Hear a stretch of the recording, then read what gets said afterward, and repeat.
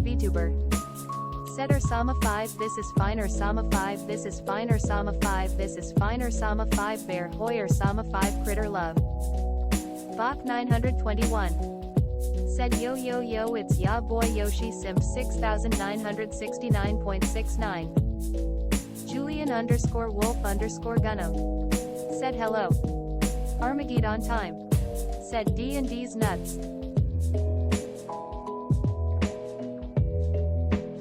Tiftifby. Said hi everybody. Bach 921. Said it Armageddon time that's what she said. Bach 921. Said hi at Tiftifby. Armageddon time. Said hell yeah. Ursa Major VT. Said WOOO.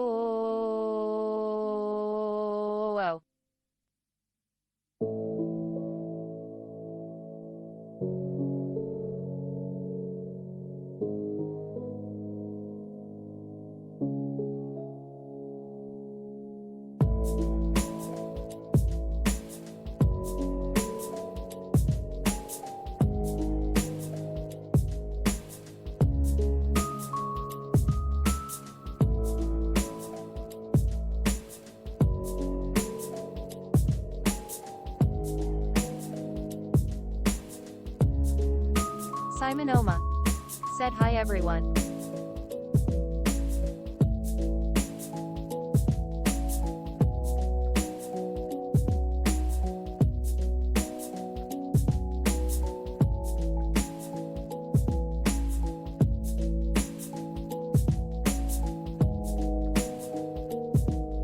Ursa Major VT. Said Ursama 5 GEATE Ursama 5 GEATE Ursama 5 GEATE Ursama 5 GEATE Ursama 5 GEATE.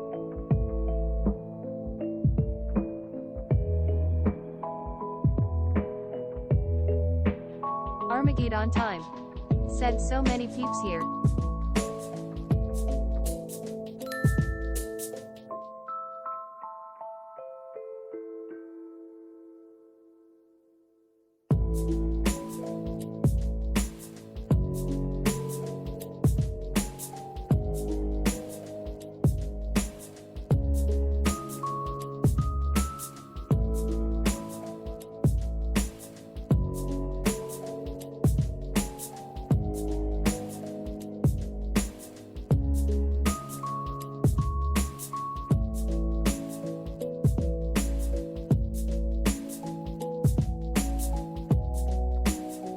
Bach 921.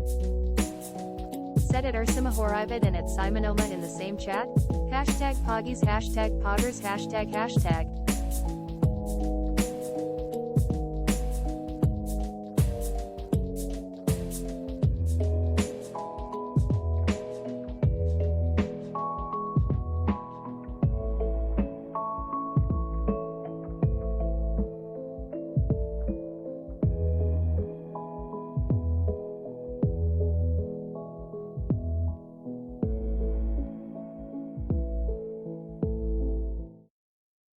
Alrighty, what is up, everybody? We've got a fucking party in here. How you doing today?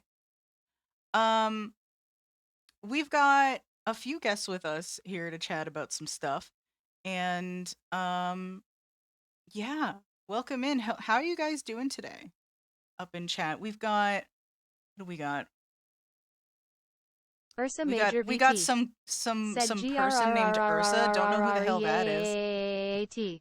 Oh my god, you can talk now, by the way. Sorry. It's fine. It's fine. I started laughing. I'm just like, oh shit, I should probably like unmute myself. Nah, y'all can say shit. It's fine.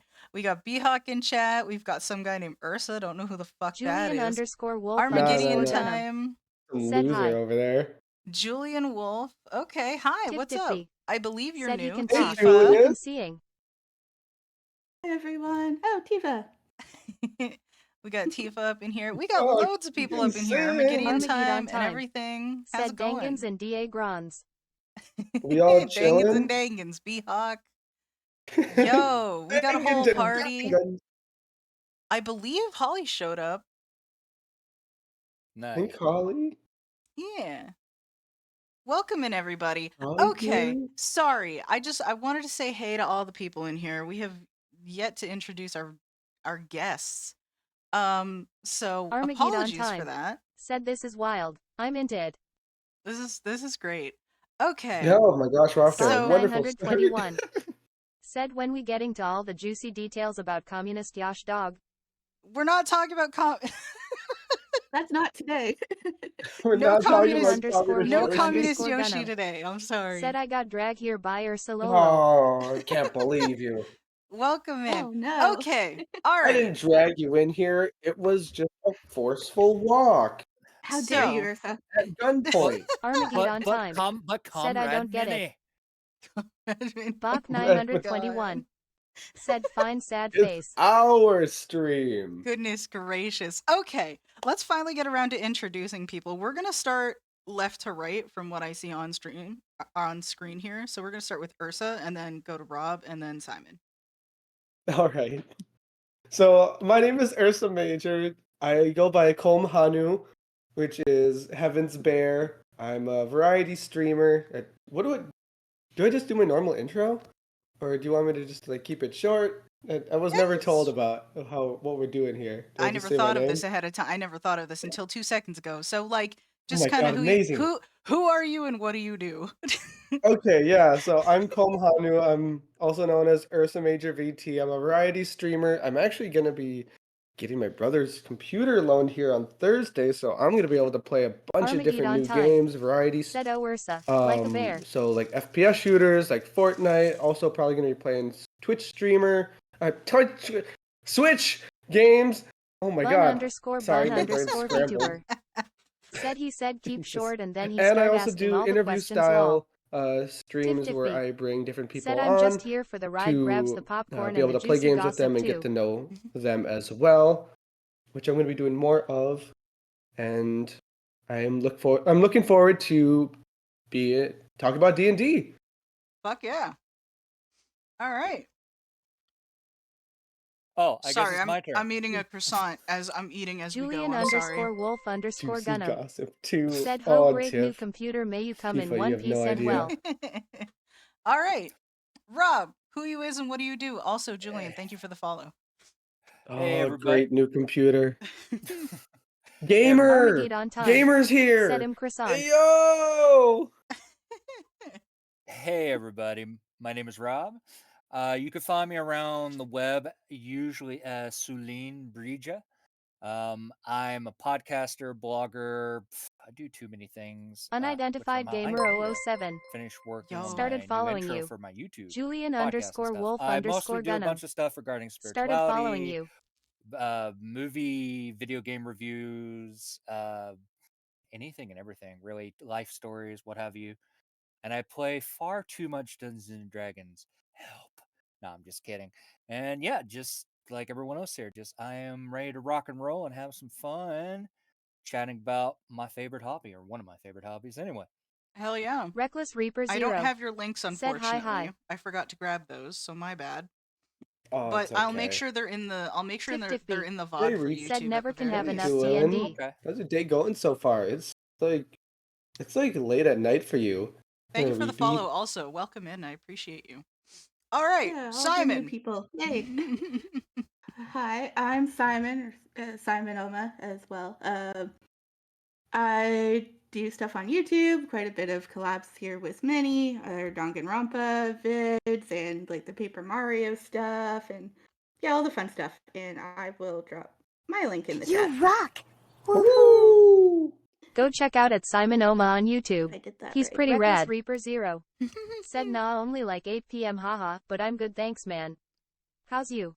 Bun underscore VTuber. Oh, Alrighty. I should Said probably woo do let's my go link at Simon too, Oma but, rabbit face. you Heck know. yeah. Julian underscore wolf Oh underscore God. Gunno. Okay, let me do this really Said quick. is it a D&D session?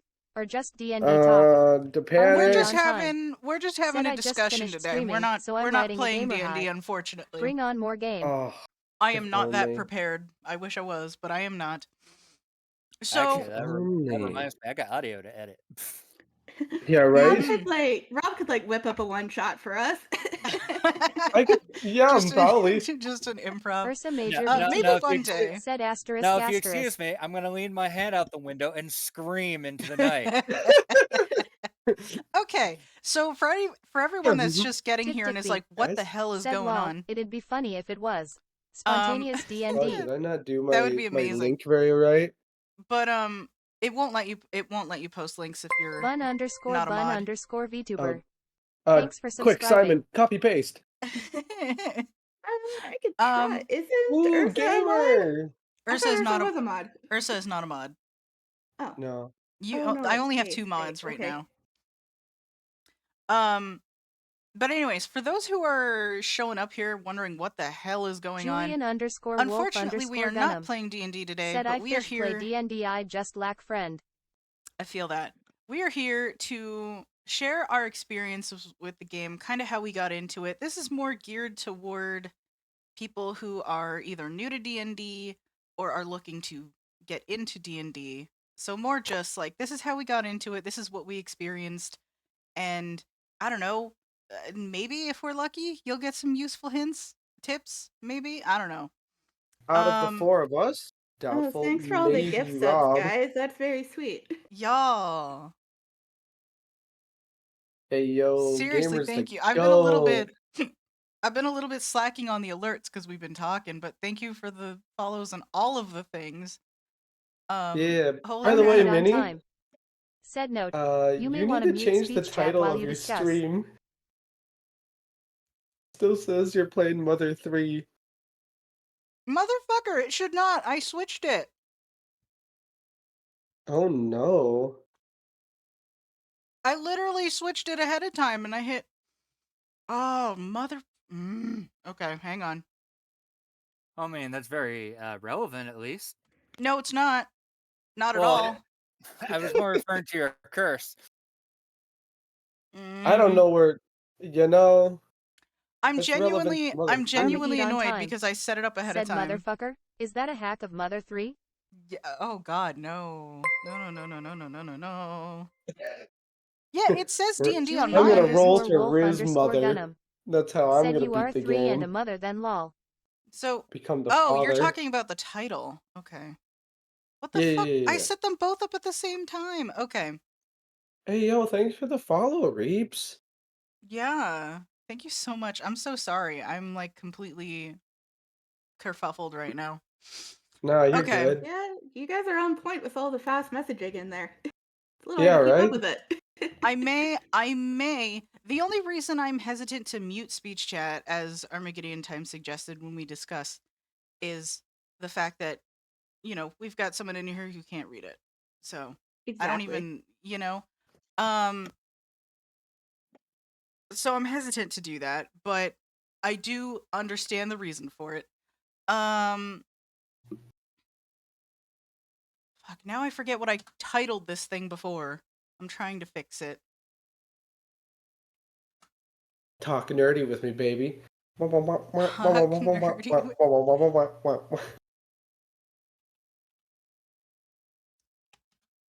Armageddon time.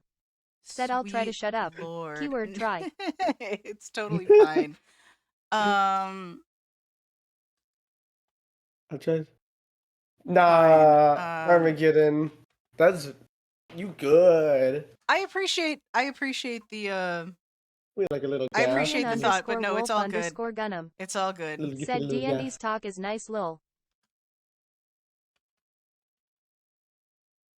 D&D's talk. Oh, D&D's nuts. All right, Oh! sorry. You know what? We're just going with a half-ass title because I cannot be bothered to think right now. Who does thinking? Right? There we go. Okay, we fixed it. We fixed it. We're fine. Everything's fine. Whew, okay. Yeah, no, of all the things to throw me off, I thought it was going to be the fact that it took forever for Tim Hortons to get here. You know. You want to talk about that a little bit? No. Not really. All right, sounds good. Just You be know aware what? that I am gonna be eating during stream, so you're gonna probably hear some shit. I apologize, but I'm hungry. Ooh. Okay. Yummy, yummy. So how about we finally get started? Oh, come on. It's only been 15 minutes. I normally don't even get my feet on the ground until like 30 minutes in. Yeah. Okay. Bun underscore Yeah, we VTuber. can. I think we should Said share a start. donut with please. I would love to share a donut with you, but I did not get a donut. I got turkey melts and a croissant and hot Reckless chocolate. Reaper 0. So Said in good. Sounds me pretty please. good. I would love to share all of this with you, but it's kind of difficult, you know. Dang, Minnie's buying us food? I would if I Even if could. you I No. like I'm serious. I would if I could. No. That'd be too much. Nah, that's incorrect. Julian underscore Okay. wolf underscore gunham. Said I got homemade chocolat cookie. Tip me. Ooh, Said quassos for everyone. damn straight. That does not say croissants. Bun underscore right? bun underscore VTuber. What's Said it that? Ursima Horivit get me a donut. Click. You're Get me a being donut? Bun. Bun. No. You're gonna have to wait. no Reckless This donut. has Reaper turned 0. into a food stream. Said it Ursima Ah, Horivit yes. yeah get bun 1 and then me. Hold on. Okay, I don't really have anything. let's get ourselves on track here, shall we? Yeah. Okay. Reaps, I'm not getting either of you guys donuts. Tiff We're me. here to talk about D and Said D, let not donuts. chaos reign. Yeah, So it's the not Dungeons and question, Donuts. the question that I wanted to answer mainly is how did y'all get in to D&D? How did you start? What happened? What was your first game like? Shit like that, you know? Cuz I don't know about y'all, but when I first started, I was intimidated as hell. Um so I personally started with a friend of mine Julian underscore on a wolf Minecraft underscore server I used to gunham. play on. Said lol Wi-Fi lagging is great no irony A included. Minecraft server? So yeah, so I used to be part of a Minecraft server called Unknown Empire. If you've been around the channel, you've definitely heard of it. I've heard of it. Yeah, so anyway, there was one time we were starting to do like, fun live streams and stuff to, I don't know, promote our bullshit. Um and one of those just happened to be a D&D one shot. I got Hmm. persuaded I got persuaded to try to play D&D on this one shot. So our DM, basically sent us like a bunch of info and was like, "Yeah, so it'd be cool if y'all had like, some idea of the rules and shit, so go ahead and like look that up." So I was spending like a good week and a half just looking up like video tutorials and stuff like that on how the game worked because I genuinely had zero idea. And this is before I realized there was going to be potential issues with accessibility because when I had my character made, I was just sent a PDF and Oh. Julian it underscore was wolf it underscore was a gunham. funky Said I experience. am coming back restart the box. Oh my. Well then. Yeah. And So throughout the entirety of the 6-hour one shot, like the 6-hour live stream, six Sounds good, hours, Julian. my very first game was on a live stream, which was terrifying. I was just like half the time I was barely paying attention because I was fighting with this PDF. Not for lack Yeah, of no trying. pressure, right? Yeah. Just Um give a blind person a PDF and say, go for it. Now to be fair, a lot of PDFs nowadays are screen reader accessible, but they're a Julian little bit underscore wolf funky. underscore gunham. Said ping test. Hmm. They are a little bit funky. So while I was able to work with it, I was not able to work with it efficiently. So Tiff me. it was Said task difficult. mini be like, this is fine. This is fine. Unfortunately, a lot of like the PDF versions of source books for Dungeons and Dragons can be some of the funkiest PDFs because they use a Mhm. particular way of columns or tables for some of their stuff. I hate And no those. matter what you do to try to convert them or to reformat them, they won't do it right. So, like, the best that I've been able to do in any attempt to convert anything, especially from previous editions that I got started in, which I'll talk about a bit later, You gotta like copy paste it manually. Yeah, basically. Well, like, so I'll be like, I'll be like halfway in the thing, and it's like, oh, here's a table on axes and how much damage they did. Wait, where's my damage type? Wait, did you just yeeted my damage type all the way to the beginning of the document, right Mm-hmm. beside the Oh. disclaimer? Why are you doing this to me? Mm-hmm. It makes sense visually, but when you're going through it with a screen reader or through audio, it is a fucking nightmare. Anyway, Oh no. yeah. So I was working with this PDF. It was just the character sheet, so thankfully I wasn't working with any books at the time or whatever. And luckily, DM knew this ahead of time. Unfortunately, we couldn't figure out a solution at the time. So I was just kind of working with it, like fighting with it, and DM was extremely patient, which was great. And he felt bad about it and apologized to me after and was like, I didn't realize it would be this difficult. I knew it would be difficult, This is but fine. yeah. So, you know, and the thing was is I was freaking out and struggling during the stream, but after that I got very invested as I listened back to it and was like, this is actually like fun. Like this is actually really cool. I would love to figure out how to do this better. Ooh. And then eventually when I came around to my next games, when we did a campaign that we affectionately called Dungeons and Empires, that's when I started using like D&D Beyond and stuff. And I know what some of you might be thinking, especially considering the what the fuckery that Wizards of the Coast is at this point. Oh god, yeah. Yeah, you know, first party, you know, whatever. Um it's a little funky, but I'm going to be real. D&D Beyond is still the most accessible tool I've found that works for me personally. So I'm kind of stuck with it.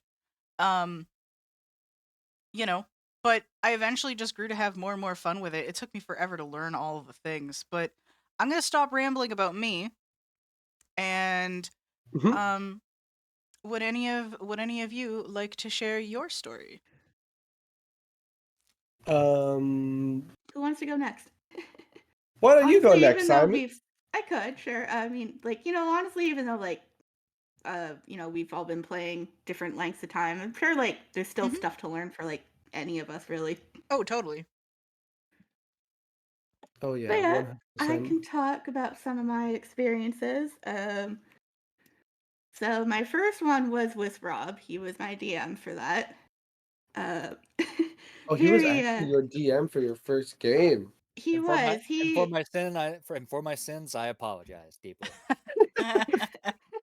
he got me into it because he had talked about it before when, like, 'cause we've known each other personally for a long time. And I was wanting to get into it for a while, but didn't really have anyone else to play with. Can't really just play with the DM. That doesn't work. You need more players. um, I mean, I've done a solo game before. I'll get to that later, but go on. oh yes, that one. Yeah, so we got a couple of other friends together and just played like a free party campaign with Rob running it, which was very fun. I think that first session there went for like 6 hours or something too. It was long. Ooh. But that one was interesting. We were either very, very lucky or very overpowered because we kept messing up Rob's shit. Oh We And you my went killed for all god. 6 the things. hours? We killed all the things. We killed because we had like I was the paladin.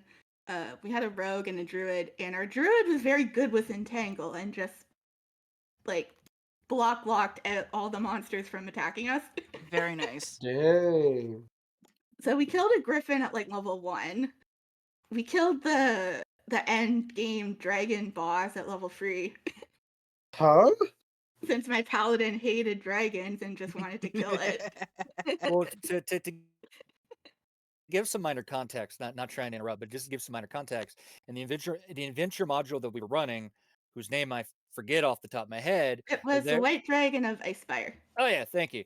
No problem. So there's this adolescent, we'll say like young teenage dragon causing havoc in this area, and as dungeon master, you have have to figure out where they're at any given time. Whenever your player party goes anywhere, you roll on a table to see where they happen to be. And it just so happened when they went to the third area in the adventure mod, you go say hi to these rock gnomes.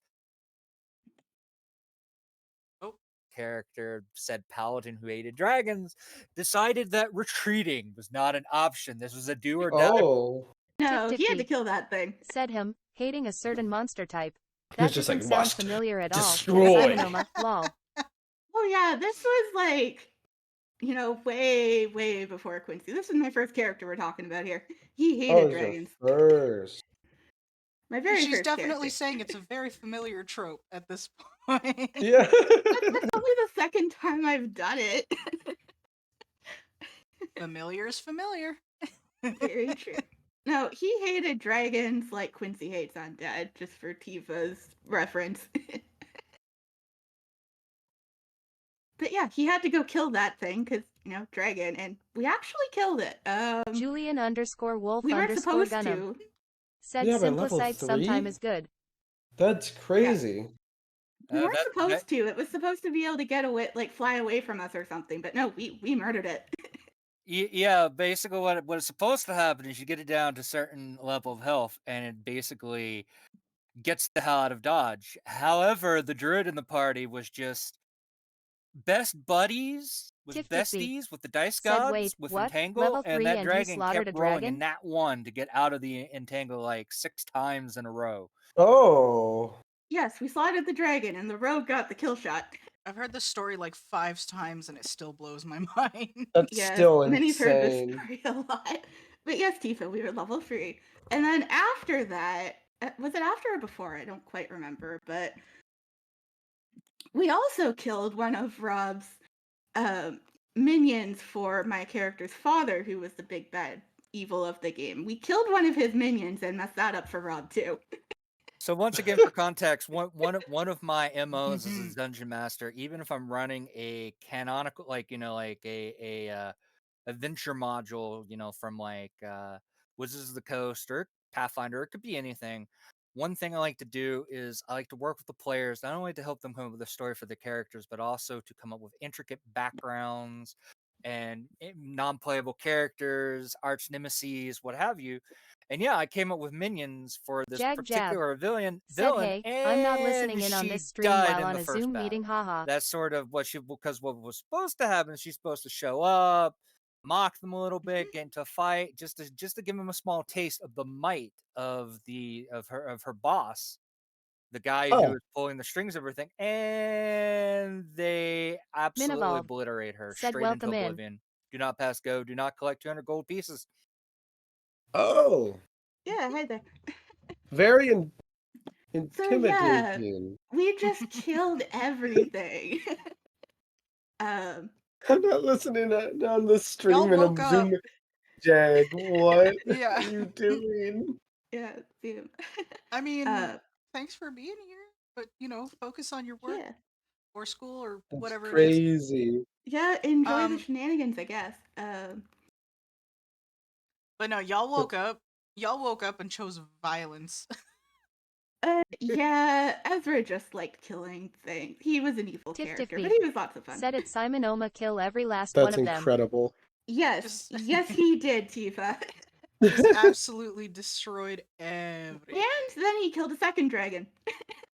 Yo, what the fuck? What? They killed a second dragon. We were higher level, like level 7 or something. But Yeah, like at level 7, I had them go to like this volcanic, like basically this palace that was, actually it wasn't even a palace. It was like a village for reptilian people that was built on top of a semi-dormant volcano, and there was once again a young dragon kind of sleeping, and he decided to wake up and cause some problems, and the party.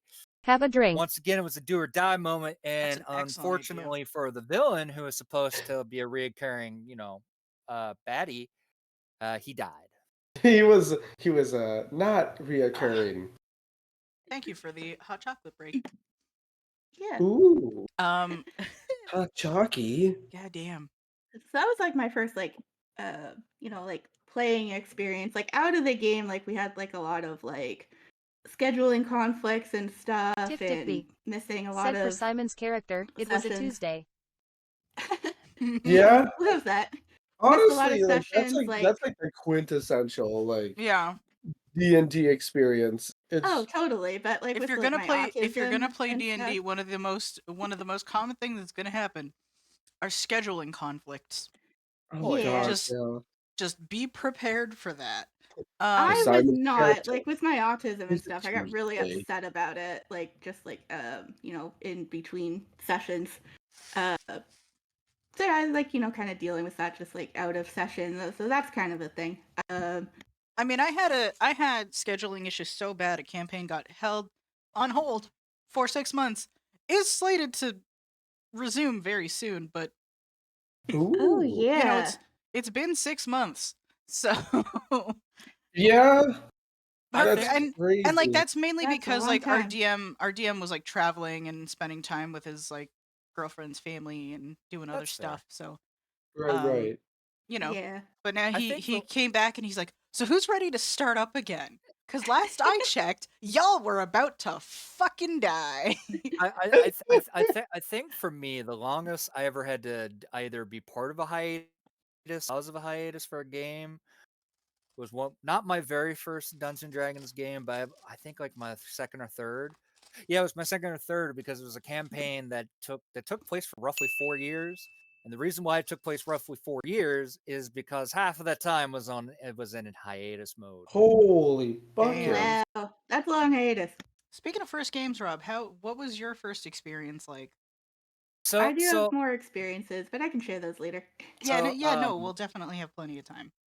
to answer your first question, Manny, about how I got into it, I was 16 at the time. Had a lot more vision than I do now. In fact, that was the year that I got Tiff B. diagnosed with my eye Said and there condition. goes the ads where it gets And juicy. it was kind of a weird thing. It was just kind of like a bunch of things coming together. Because on one hand, I've always been a huge reader. Oh Fantasy yeah, do we sci-fi. want to wait until the ads are done? Sorry, Rob. The what? It's gonna be hard to keep an eye on those, so honestly don't worry about it. Oh yeah, yeah. Okay. My Okay. bad. Anyway, so I started reading this book series called the Dark Elf Excuse Trilogy, me. which is a trilogy of novels that's set in the Minivolve. Forgotten Realms, Said sorry, which is Tifa. owned by Wizards of the Coast, one of the main settings for Dungeons and Dragons. And also at the time, I was a huge PlayStation 2 fan, kind of a bit of a Sony fanboy back in the day, and I got to play Baldur's Gate Dark Alliance, cool game, as well as the sequel Dark Alliance 2. And at the time at school, I was in show choir, and unfortunately, the situation at show choir was that the teacher hated anyone who wasn't any guy singer who wasn't a tenor. So anyone who was a bass or was low enough to be in the bass section were kind of forced to sit around twiddling our thumbs. The fuck? And one of my buddies in that class is like, "Hey, have you ever heard of D&D?" "No, I haven't. What is it? Please tell me. I'm curious. Please end the suffering of doing nothing in class." And told me a little bit about the game, asked me if I wanted to play, and said yeah. He told me to show up in the library after school because our local library was kind of both a school library but also a public library. And we had like 9 players plus the DM, and our first game was like close to 7 hours straight. Whew. For a first Tiff B. game? Yeah. Said sounds like that. Teacher was Um, vocal phobic, Jeez. if that's even a as thing. for my to quickly Yeah, or like semi what quickly, even how do you even do like I don't understand. Like How do you why just stroll up to somebody's house for 7 hours when like how much prep went into that? actually not a lot. Like the dungeon master had all the books for that edition. I mean, Oh this is a yeah. previous Sounds like edition, that by the teacher's way. vocal phobic. This was It's a for bad uh vocal teacher. 3.5 from back in the early days, not 5th edition, which is well the current Mhm. edition in Dungeons and Dragons. And so like he had like Julian 20, underscore 30 wolf books underscore for gunham. the game. Said great doing nothing at Whenever we school, come the best over, thing he'd sad allow us to yeah. check out the books, do a little bit of research. As for my experience, my first experience was not great Yeah, Julian. because I was told, well, we were all told that we could play whatever we want, as long as it followed the rules.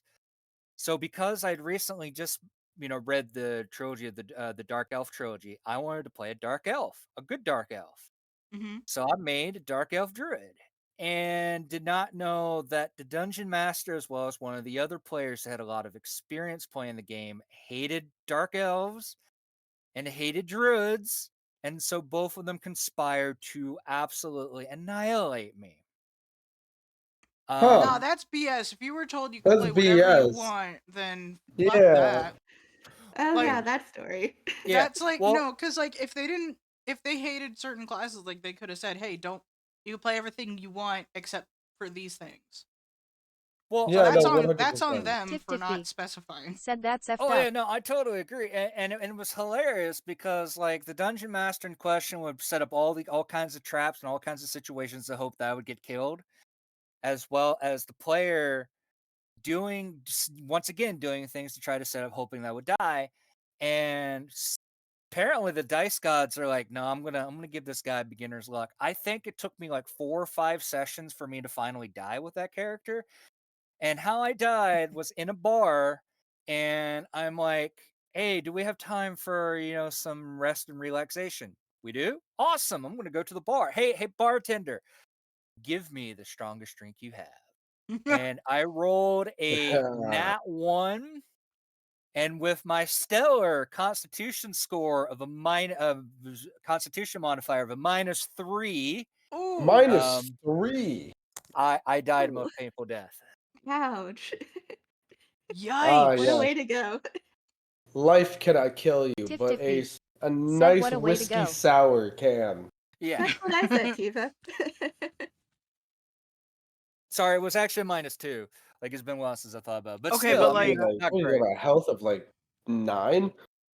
Well, my character was primarily a ranged character. Like, he used a combination of his animal companions in that version of the game, along with long range magic and a sling to do as much damage as possible from as far away as he can. And well, it just didn't cut it. He died. Drowned in a Well, bottle.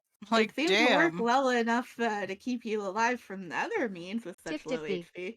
For Yeah, 5 right? whole -2? sessions. That's even worse. For Poor 5 druid. whole sessions among a group of people that were conspiring to kill you. Like Julian _wolf _ Yeah. Gunham. Yeah, Said at that right? point, if you catch fire, I will So not yeah, be so that's surprised. my experience playing Dungeons and Dragons for the first time. And then, of course, the drama from that kind of broke the group up, but most of the members wanted to stay and play. However, the dungeon master and the player in question who helped him kind of got booted from the group, not just for that reason, but for other reasons won't get into because it's not relevant.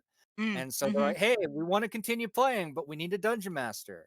And of course, I had no idea what to do, but I decided to step up, and because I had an insane level of of an allowance from my parents at the time, I basically used 6 months worth of allowance to buy about 1/3 of all the books during Woo! that edition. Crazy. Hello, shopping spree. Yeah, I know, Yeah, right? right? Well, I Were those mean, physical books too? That would have cost quite yeah, a bit. yeah. Damn.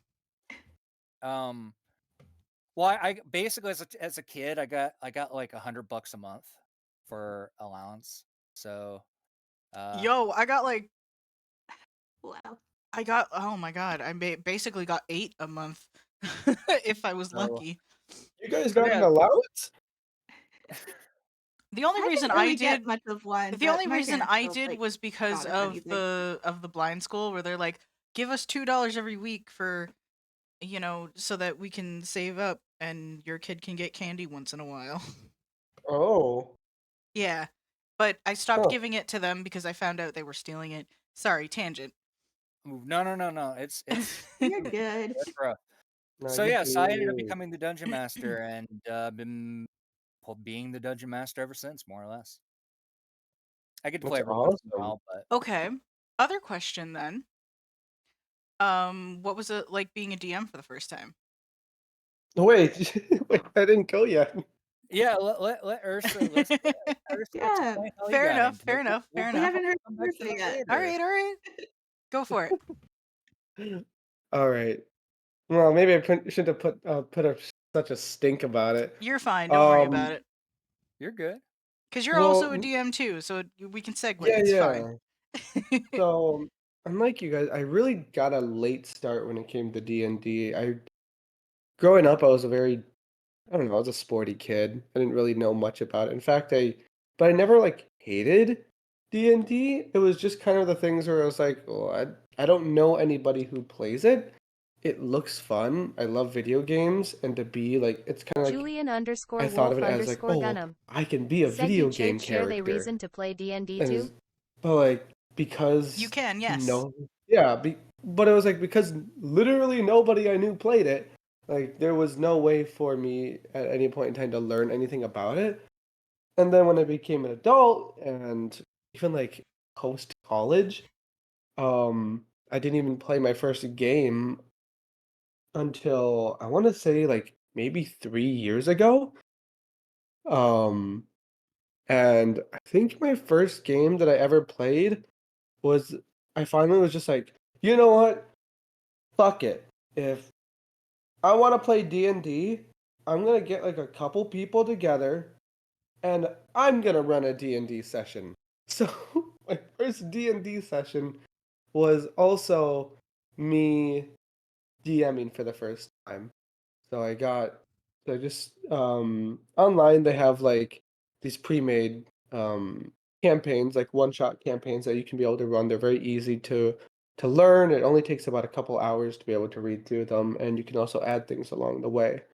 So I thought, well, great. I love theatrics. I love being able to tell a story. Why don't I use one of these and just kind of improv a lot of on the way as well as just do my homework. So I think it was, and Bun Bun might be able to correct me, but I think the first campaign we ever did was on Halloween, like a few years back or so.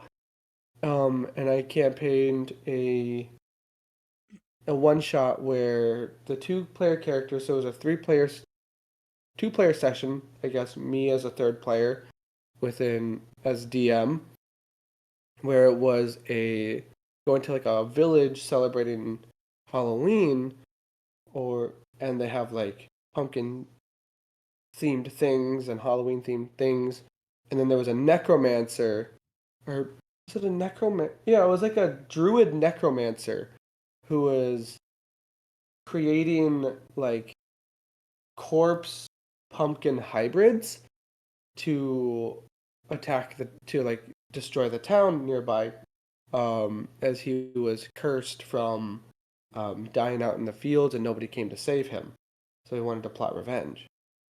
And your heroes just so happen to have gotten a ticket to be able to go to this carnival, and it was a lot of fun. One of the players almost died.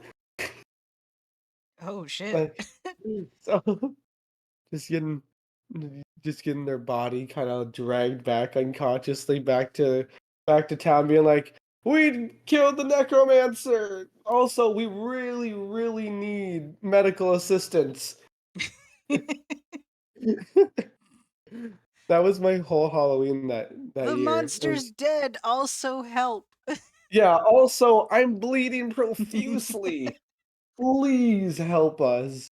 This one is unconscious here. And Amazing. I think it was like a 7 hour, like a 6 hour D&D session, but it was so fun. And then from there, I've just been loving it and trying to learn more and picking up more campaigns as I go. Yeah, That's the first session awesome. is seems to be pretty long. Like you don't want to stop because it's too much fun. Yeah. Yeah, like Yeah, again, at least for me, it was intimidating as hell. But once you get past all that and learn that you don't actually have to worry about knowing everything up front, it's not so bad. Especially if you're with the right group that'll let you actually like um take your time to look things up if you need. yeah, I've heard some absolutely. I've heard some horror stories where there's like people that are very against like new players or whatever. Like I've heard some horror stories where like people will get into groups where like the DM is not okay with like new players, or like you have to have everything memorized and whatever. I'm like, that just sounds awful. And then you get Yeah. and because I don't remember the exact story that I heard, but like it was one that was uploaded by I think Crit Crab way back in the day, talking about a group that would literally shame new players for not knowing all the rules and stuff. I'm like, that is the group you do not want to be a part of. Oh No, I God. mean, like, I still forget stuff sometimes. Like, I you forget can't shit all the remember time. everything. I don't think I've Um, ever memorized a single character sheet. Like there's so much I've there. memorized some of There's it, so but much there. when I have to manage 2 of them, I am, like, forgetting things at times. Yeah, yeah. Chat's I do wondering, okay like half the time. the chat's wondering, like, our reasons to play D&D. Like, I guess when Oh we yeah, started. Um yeah. What was it? yeah, I mean chat, feel free to share your thoughts and experiences as well if you are so inclined. Um I think that was the question that was being asked. Um Fair enough. but would love to hear from you too. And if you have new questions, like if you're someone that's new to the game or are trying to get into it or thinking about it, would definitely love to hear from you. Or if you're Oh not heck new yeah. and you have things that you want to share, go ahead and share them. Um, Heck yeah. I mean, my reason for playing was that I just loved role playing. Like, I did it a lot in high school and stuff, and I love Same. fantasy as well. And Rob helped me get into it like 3 or 4 years ago, something like that. 4, I think, because it was like before COVID. It was like right see, before COVID. for Yeah. me, it was more of a reluctant thing because I'm like, I don't know. I don't know if I'm gonna like this. I don't know how that's gonna work out for me. And like, I got persuaded very much. Like, my friend was like, "It's great. Trust me, you're gonna have a good time. And if you don't, I'm sorry. But like, just try it. Just give it a shot." And I'm like, okay. And then I got very invested, and I have not looked And then it back. happened, and then you realize, wow, I'm a nerd. And then I we Yep. got love to it. meet up again. Yeah, Yeah, right? and then when I got cuz Simon is actually someone I knew back in school among some other friends, and when I got back in touch with them all, I got invited to join Rob and the gang for some stuff, and I actually played a character with chronic anxiety to hide my anxiety so that I could bullshit and say that it was roleplay. It was beautiful. She was Wow. beautiful. I It mean, totally worked.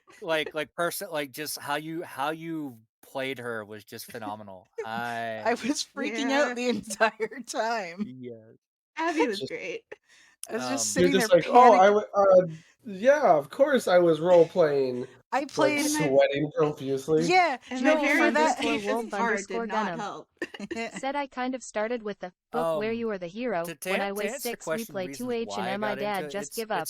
it's kind of a complicated thing Oh, right on. because like I said when I told my story how I got into playing Dungeons and Dragons, I was losing my sight, Oh, which will be part of my response later when I tell my thoughts and feelings about what it's like being a Tiftifby. I would I'm think we are about to Said the say I'm a dungeon relative hero. dragon. newbie to Wow, D&D, let me try as that I was again. pretty Dungeon nervous master about later. even attempting it as maths isn't my strong suite and the counting Basically, I was totals can losing be my sight, challenging. but I But didn't once I quite starting a few weeks understand ago that with at the Simon, time. Minnie Really, and it didn't Bobby, fully I hit admit me. I was But kicking I had myself for not just picking it up sooner. got to high school. It was like my sophomore year of high school. I was still in public high school, and I went from a middle school that had about close to 300 students to a high school that had 1,400 students. Yikes. Ooh.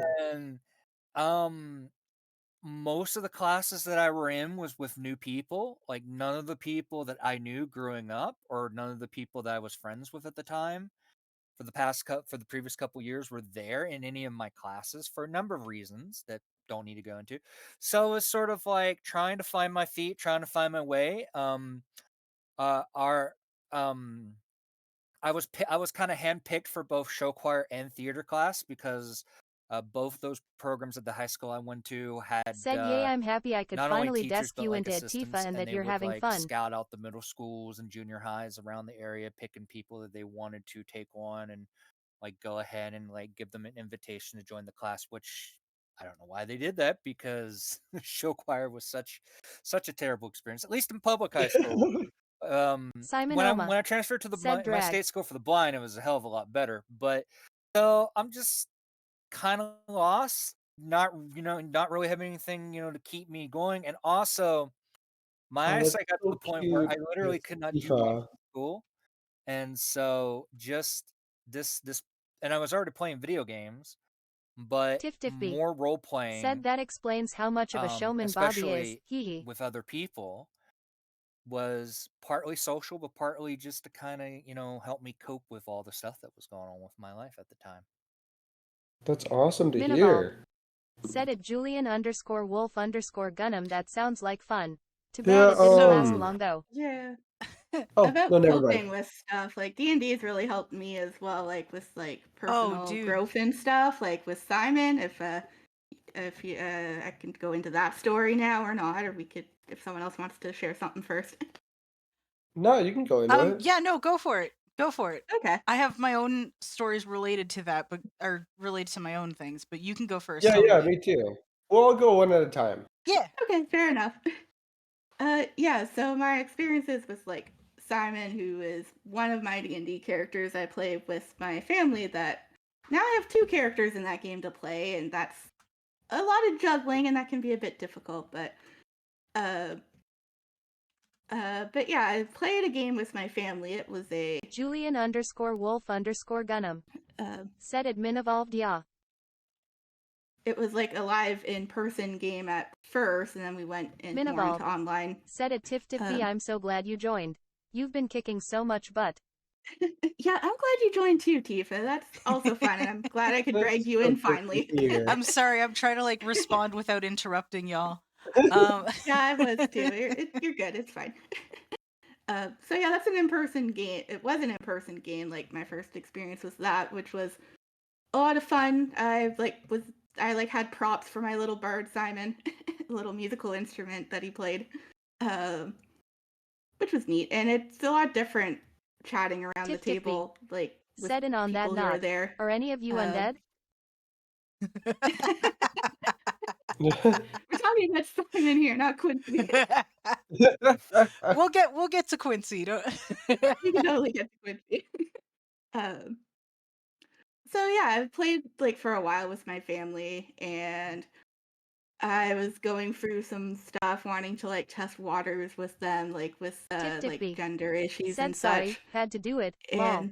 And I decided to use the name Simon because like I liked it from our game, and it felt good, like family using it and stuff. That game almost fell apart too, which like I was very sad and devastated about, but was able to keep that going by making a second character for like me and one of the other players to keep our character count up when like 2 of our players quit. Right around that time I was figuring my shit out, so I was just like, that was a little I rough, remember but that. That's great. very, very rough. But yeah, Simon's a very personal character, and I love him, and those are quite a lot of fun experiences with him, but also like a lot of new other experiences, like the quitting and in person, and just like the good time. But a lot happened with Simon. Hmm. And then you get into scenarios where you start role playing with friends off game, and you end up coming up with like a shit ton of backstory for that character, as well as like 4 others. Jag jab. Yeah, we I'm made not all the speaking from backstories for Quadruple A. That's Simon. really wonderful to hear. I'm not speaking from experience at all. Tiff Tiffy. Yeah, we Said made I so believe much that's what we call backstory. growth. Yeah. That is, I agree, Tifa. Um, Oh, That thank is you. what we call growth. Yeah, so D&D helped me like find my name Simon, as well as like some other stuff around that time. But yeah, good times. heck yeah, Simon is great. I love him. That's He's awesome. the chaos gremlin. he is. What about you though, Ursa? Have you had similar experiences with like some of your characters and stuff? Okay, I'm blanking. What's the question again? I'm so sorry. Well, no, because Simon was talking about how D&D has helped him figure out some stuff about himself, like through Yeah. his characters. So have you Um. had, out of curiosity, you don't have to like share anything super personal if you're not comfortable with it. Yeah. No. No. Minnie, you know this, and Simon, you know this, that I don't typically believe that there's too much that I can't share. Like, I usually my thoughts are pretty much about as filtered as like a bag with a bunch of holes punched into it. You're good, but yeah, Simon does know everything. Yeah, yeah. Like like I don't think I really have like a character of mine that I would say that really made me come into my own. I kind of really liked D&D just from the very beginning of I used to do a lot of so on DeviantArt, I don't know if you guys were Totally. on a lot of Tifa D&D. and I used to use it a lot. Tifa Yeah, I yeah, uses was yeah, it on there a yeah. back lot. in the day. There I was never the did role play much. forums, Yes. right?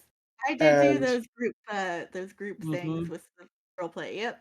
And I did those a lot, and that's actually what really got me into like, oh wow, like I can role play Tiff and I can be like Said at expressive and that Simonoma kind good of times. stuff. And like believe it or Oh, not, totally. I was never in theater. Like I definitely should have been in theater, and I don't know why none of my teachers told me that I need to go into theater and shut the fuck up. Oh, But I I was in did. theater and choir, Oh my god, Same. I was in choir for sure. I was in band, orchestra, choir. but I was in theater. That Like was fun. I think I would have loved theater.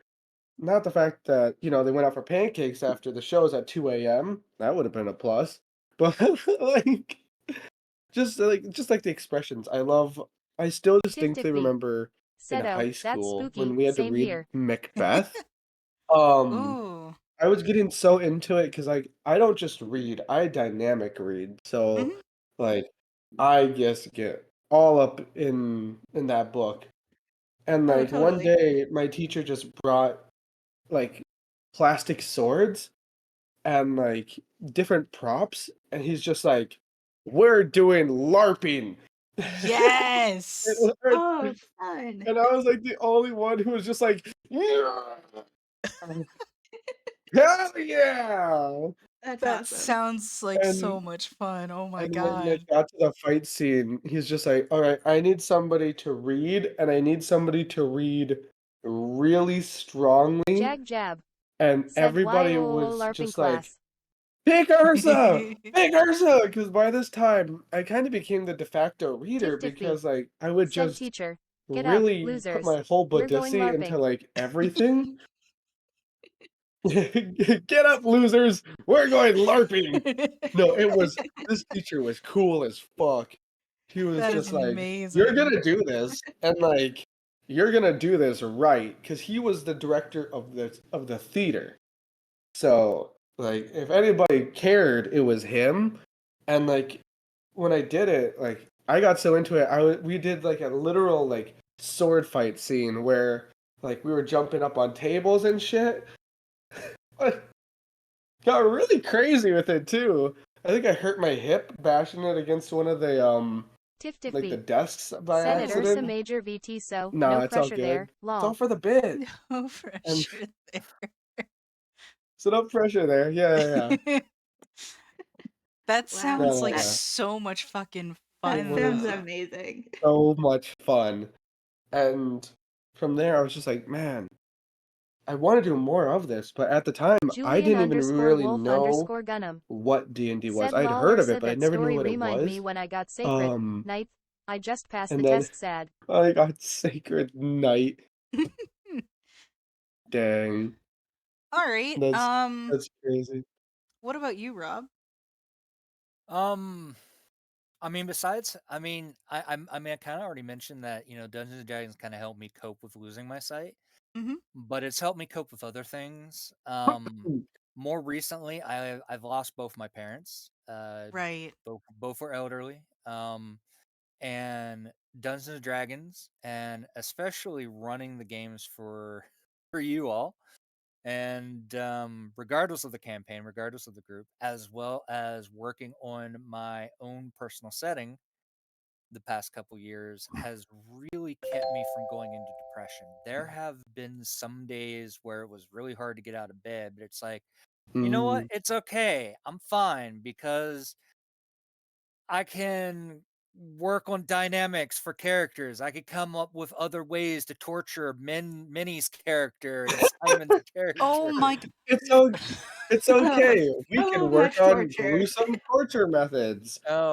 All the No, torture for this us. dude's got plans to put my changeling bard through Julian just so underscore much wolf underscore familial Dunham trauma. said, "My It they is rest in peace. Less than 3." actually insane. So He's so trying I'm to make the next Batman. Honestly, He does love Batman, so that's possible. no, Talia's gonna be the new Batman, except she's my gonna be Batman in like with style. you know what my response to that is? Damn it, you've come across my diabolical scheme. May But they rest in Maybe- peace. Yes, I Yeah, may they agree. absolutely rest in peace. I think they'd be proud of what he's doing. Yeah. my dad was. My mom unfortunately no, I won't go there. Anyway, moving on. No. We good. We good. I have kind of something similar to Simon a little bit, like D&D. Like I identify as being bigender, and while Mm. D&D wasn't the main thing that kind of helped me figure that out. It was a number of things, and it spanned more than a decade. But at one point, when I first moved back home, because I lived in Canada for a little while, when I first moved back home back in what was it? Yeah, 2015. I could not play Dungeons and Dragons as it was at that time because there were no accessible resources. Mood. But I was part of different groups, and there were first timers coming on, and they're like, "Hey, I would love to play, but I've never made a character before. I don't know the rules. Can someone help me?" And like you Bun mentioned earlier, underscore bun there would underscore be people VTuber that's like, you don't said, "I have the do have a books, you don't have the question for money, you mine can't and no, Rob. get out Since of you here." And guys so are I'd be vision like, you know impaired, do what? you use special dice or do Come you hang get out with custom me. made dice? I'll help you I create a have always character been and curious. spend like a week teaching them how to play, teaching them, helping them form their characters, and also just creating various characters, like creating dynamic backgrounds, just kind of me. And also, I tend to play a lot of villains. I also tend to play a lot of more female characters than I do male characters. So that kind of helped me. Like I said, it's not the main thing that helped me figure out my own personal gender shenanigans, but a little bit, just one tiny drop in the the what happened there. But Yeah, yeah, I'm I feel the that. opposite because I would always play male characters, which was part of like the whole finding my gender being transgender thing as well. And Simon came about from like a campaign that was started up after my uncle had passed, which was very sad as well. It helped. I think that helped a lot of us with that in my family too. But yeah, Just like kind of I also a way to work through it and explore it. yeah, like I made Simon to like kind of test things with my family. Rather than going a full transgendered character, I just went with like a male character that I usually do and just like see if they would, use the right name, pronouns, kind of stuff, which they Gotcha. did for the most part. And then my campaign after that, like with you guys, I went straight up transgender character with Shumai, who is And he's very fantastic. awesome. So, Shuma is so awesome. adorable. before we carry on, we actually do have a question I was from gonna Bun bring that Bun, up too, yeah. who wants to know if, since we have shit vision, not your words, Since your It's if my we vision's word, for use sure. absolutely garbage. if we use special dice or have or use other methods, I personally usually use like Discord bots or Roll20 if I'm playing with the right group. I despise Roll20, but I use it to because I'm in other groups that use it. So, but I usually Yeah. use Discord. I do have an actual set of dice. I try to get, if I do get real dice, I try to get ones with like the best possible contrast. I'm actually waiting on jumbo dice to come in very soon. Um, and I believe, Rob, you have a set of braille dice, don't you? Yeah, I have two sets of. Let me try that again. Words. What are they? I have two sets of Braille dice, and there's a story behind one of them. If you want, I'll tell that story real quickly here in a minute. Go for I it. mean, I But just use like Dice Mate and Discord rollers, so Yeah. yeah, not much there. so I mean, if I'm That's on Discord, awesome. if I'm on Discord, I'll use digital dice. Just to be fair. But I have two sets of Braille dice. One is a bit bigger, and it's not the highest quality of plastic, but it's not like dollar store cheap plastic either. So I mean, I can't complain.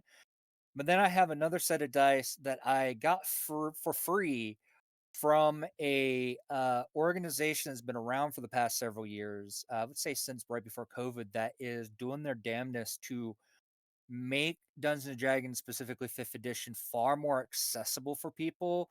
Not only just making higher quality, like even more high quality Braille dice than anything else that's out on the market right now, but also brailing um the three main books, so like the player's guide, the monster manual, as well as the dungeon master's guide.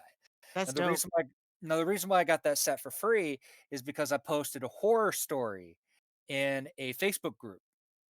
And to make a long story short, my Oh. little sister who's sighted wanted to play D&D with me. But she's busy. She works. She's in the medical field. She's a medical technician. And so we looked for a local game.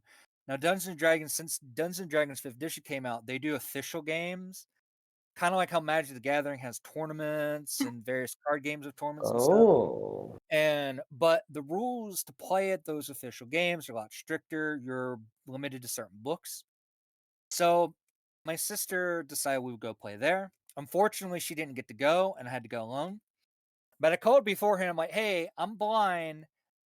Can I have a character sheet on my phone, and can I use my Braille dice?" And I was told yes. I get there and we start to play. And even though I had headphones on, they did not like the fact that I was using my phone for my character. She's like, "Why can't you have paper?" Because I'm blind and I can't read Braille very well. And so eventually they're like, Braille is "Okay, slow fine." and clunky anyway, to be Yeah, honest.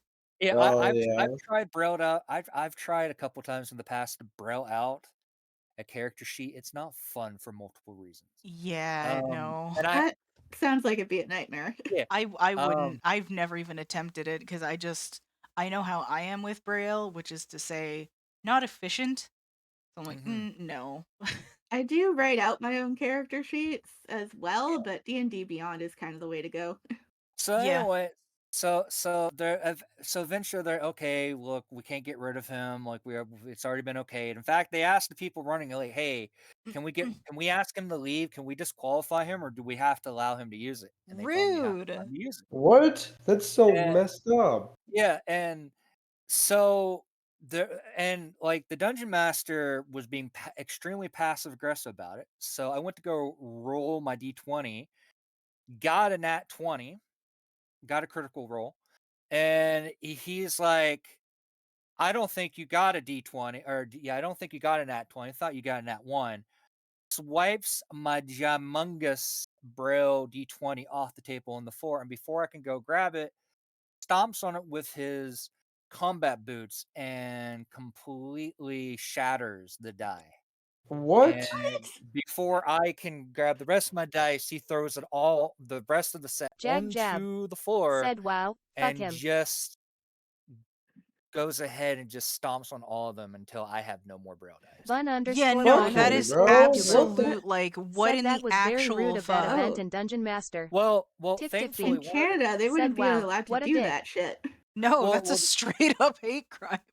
Yeah, well, that is like literally a Jag hate jab. crime. well, Said I don't that think that's passive particular aggressive, I think that's assault. It official, really kind of is though. yeah. Yeah. Well, there were consequences because one of the other players who was also getting a little hate, but for different reasons, filmed the whole thing Oh and fuck. What? like recorded the whole thing because like the moment that they started like being passive aggressive towards me, she's like, "Yeah, I'm recording this just in case." Mm-hmm. And it got sent into the state level. People, I forget what it's called. It's like a venture something. And they looked into it, they investigate, and they shut that particular group, or at least the people running that particular group. I think they're new people running it in the same place where my experience happened, but it's not the same people running it because they have been removed and blacklisted from Thank God. Good. the organization.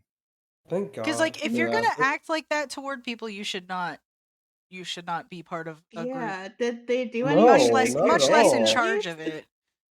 I'm sorry, what, Simon? Did they like do anything to fix your dice at least? Like replace them? No. Side, Those I aren't told exactly easy to replace. no. Well, I mean, That's true. the bigger dice I get, Julian it's an entire Wolf set Gunham that contains everything said from a hope they got D12, Batman on D, they ass. D10, Yeah. D20, D12, D10, D8, 4 D6s, and a D4 costs like $50. Yikes. So I I mean, just to be wanted, fair, I paid over Helping out $100. Batman on their ass. I paid almost $200 for the jumbo dice that are coming Yeah. in. So So I bought a new set. In fact, I have 2 sets now of those. But when I told the story, this really awesome organization that does their best, and it's not just for the blind. It's just that a lot of the stuff that they've been doing the past couple years has been specifically to help the blind first to play and make things more accessible. And one of the first people who saw my thread, read my story, was the person who was running it, who just started it, and who was just starting to make their own version of Braille dice. And she's like, "Hey, private message me your mailing address, and I will send you out a free set of dice that would cost like $30, but I didn't have to pay for that because she's like, you need some dice, and I'm sorry you had to go through that. Here you go." That's awesome. I mean, at least something good came out of it in the end. But holy shit! Yeah. That's incredible. If that was me, like if it was me in that Tiftify situation, my anxiety said would have thank gone goodness through it the was filmed. fucking roof, It and I would would have been probably your never word play against again. his. And that's so awesome, Yeah, Marie, no that woman kidding. sending you new I've ones. been in worse Yeah. Bun situations _bun in underscore D&D. I just would have VTuber. broke Yeah, down no, I'm crying. just Said that saying is with very the ableist way because as someone who has a chronic condition, with D&D the is way a like escape, I so them doing handle that to you is things, so they unfair, would and I not am go very over sorry well. you went through that. Well, I mean, it wasn't fun. I was upset Julian because I was already Wolf upset to begin Gunham with, like before said the nice free passive stuff. aggressiveness even started happening. Even not even to talk about before they ruined my dice.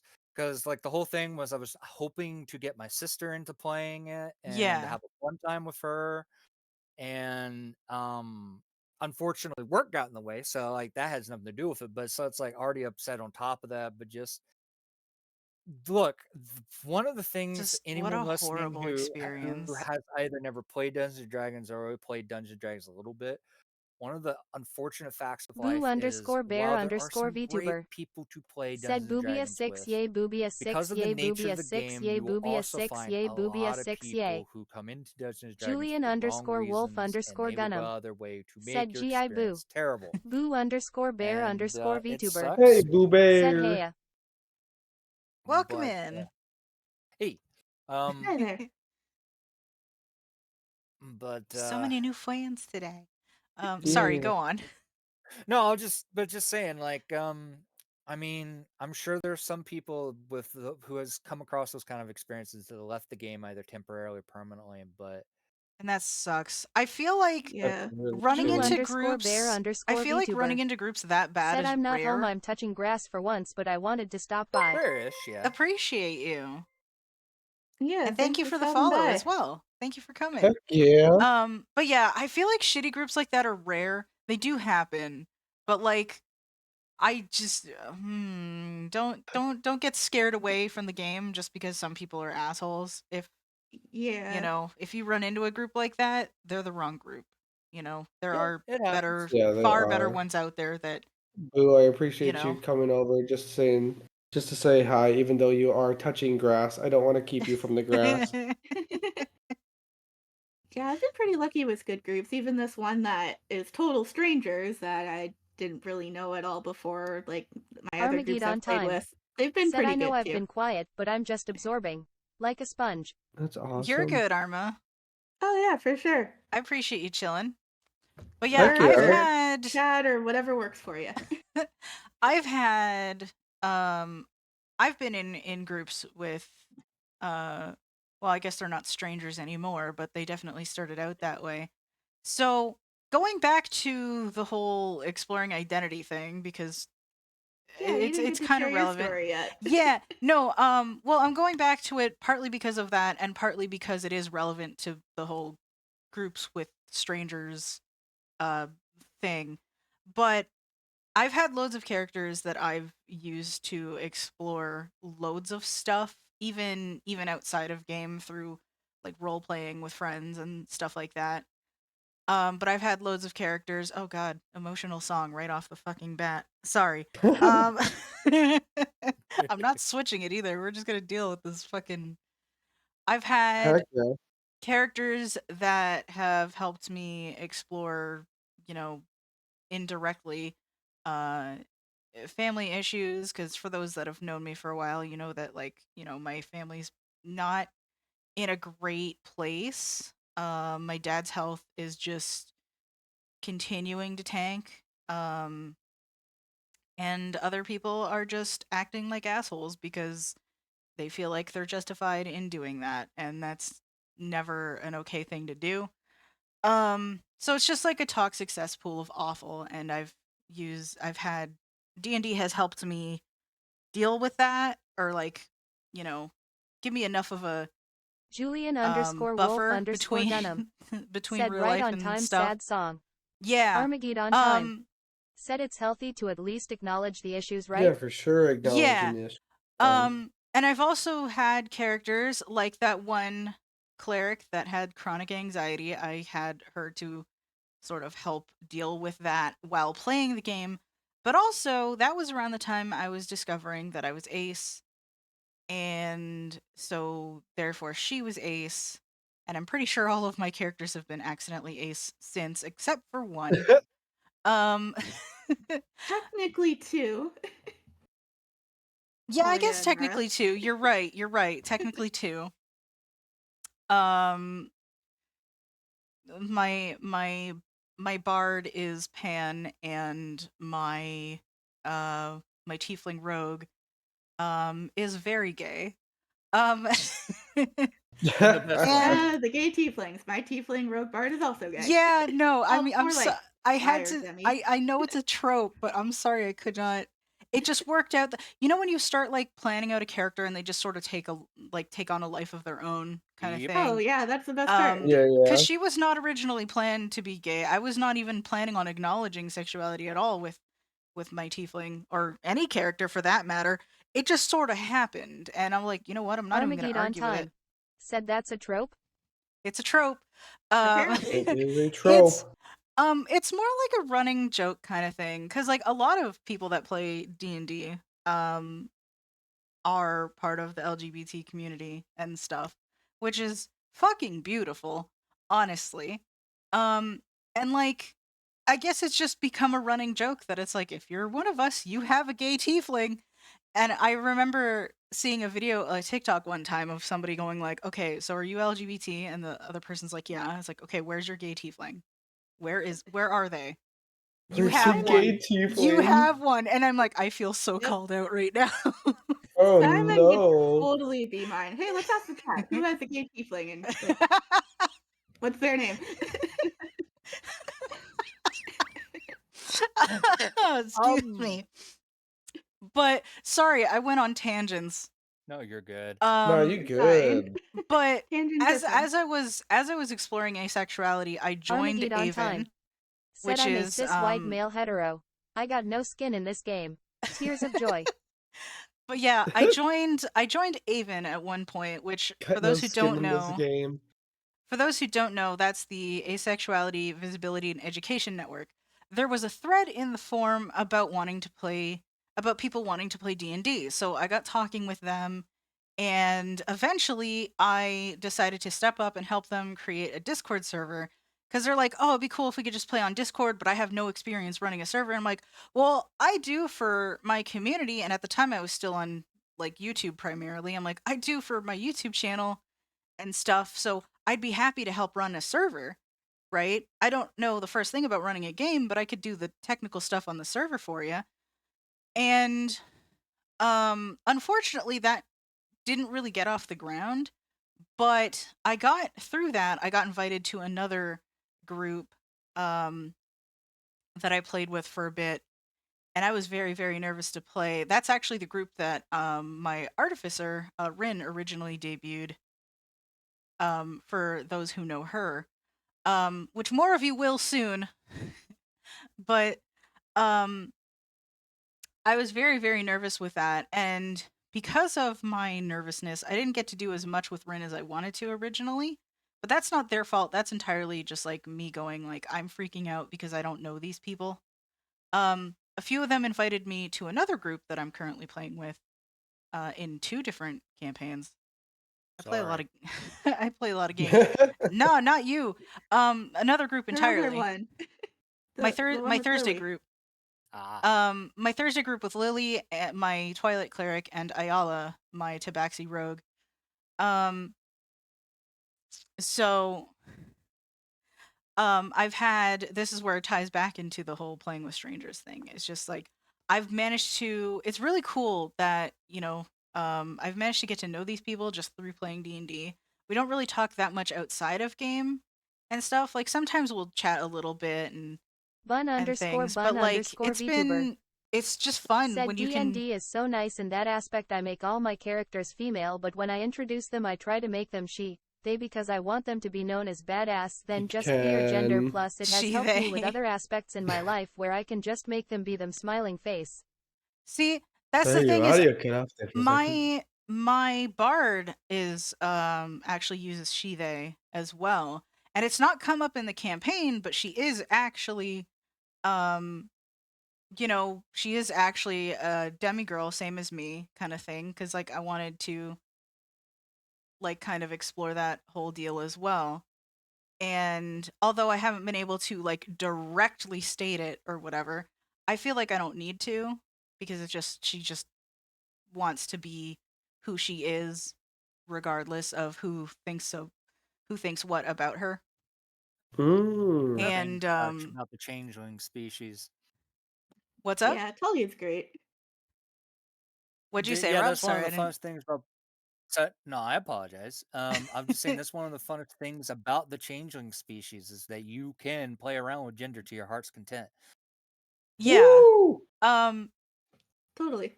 And like, I've just been able to explore a lot of that, and I think just D&D has been great for helping me socialize and helping me work through a lot of personal things, even if it wasn't like directly explored. Because like when I first decided that my assassin was going to be gay, it was because I was trying to flesh out her backstory and ended up creating Talia, um who's gone through different incarnations before settling on what she is now.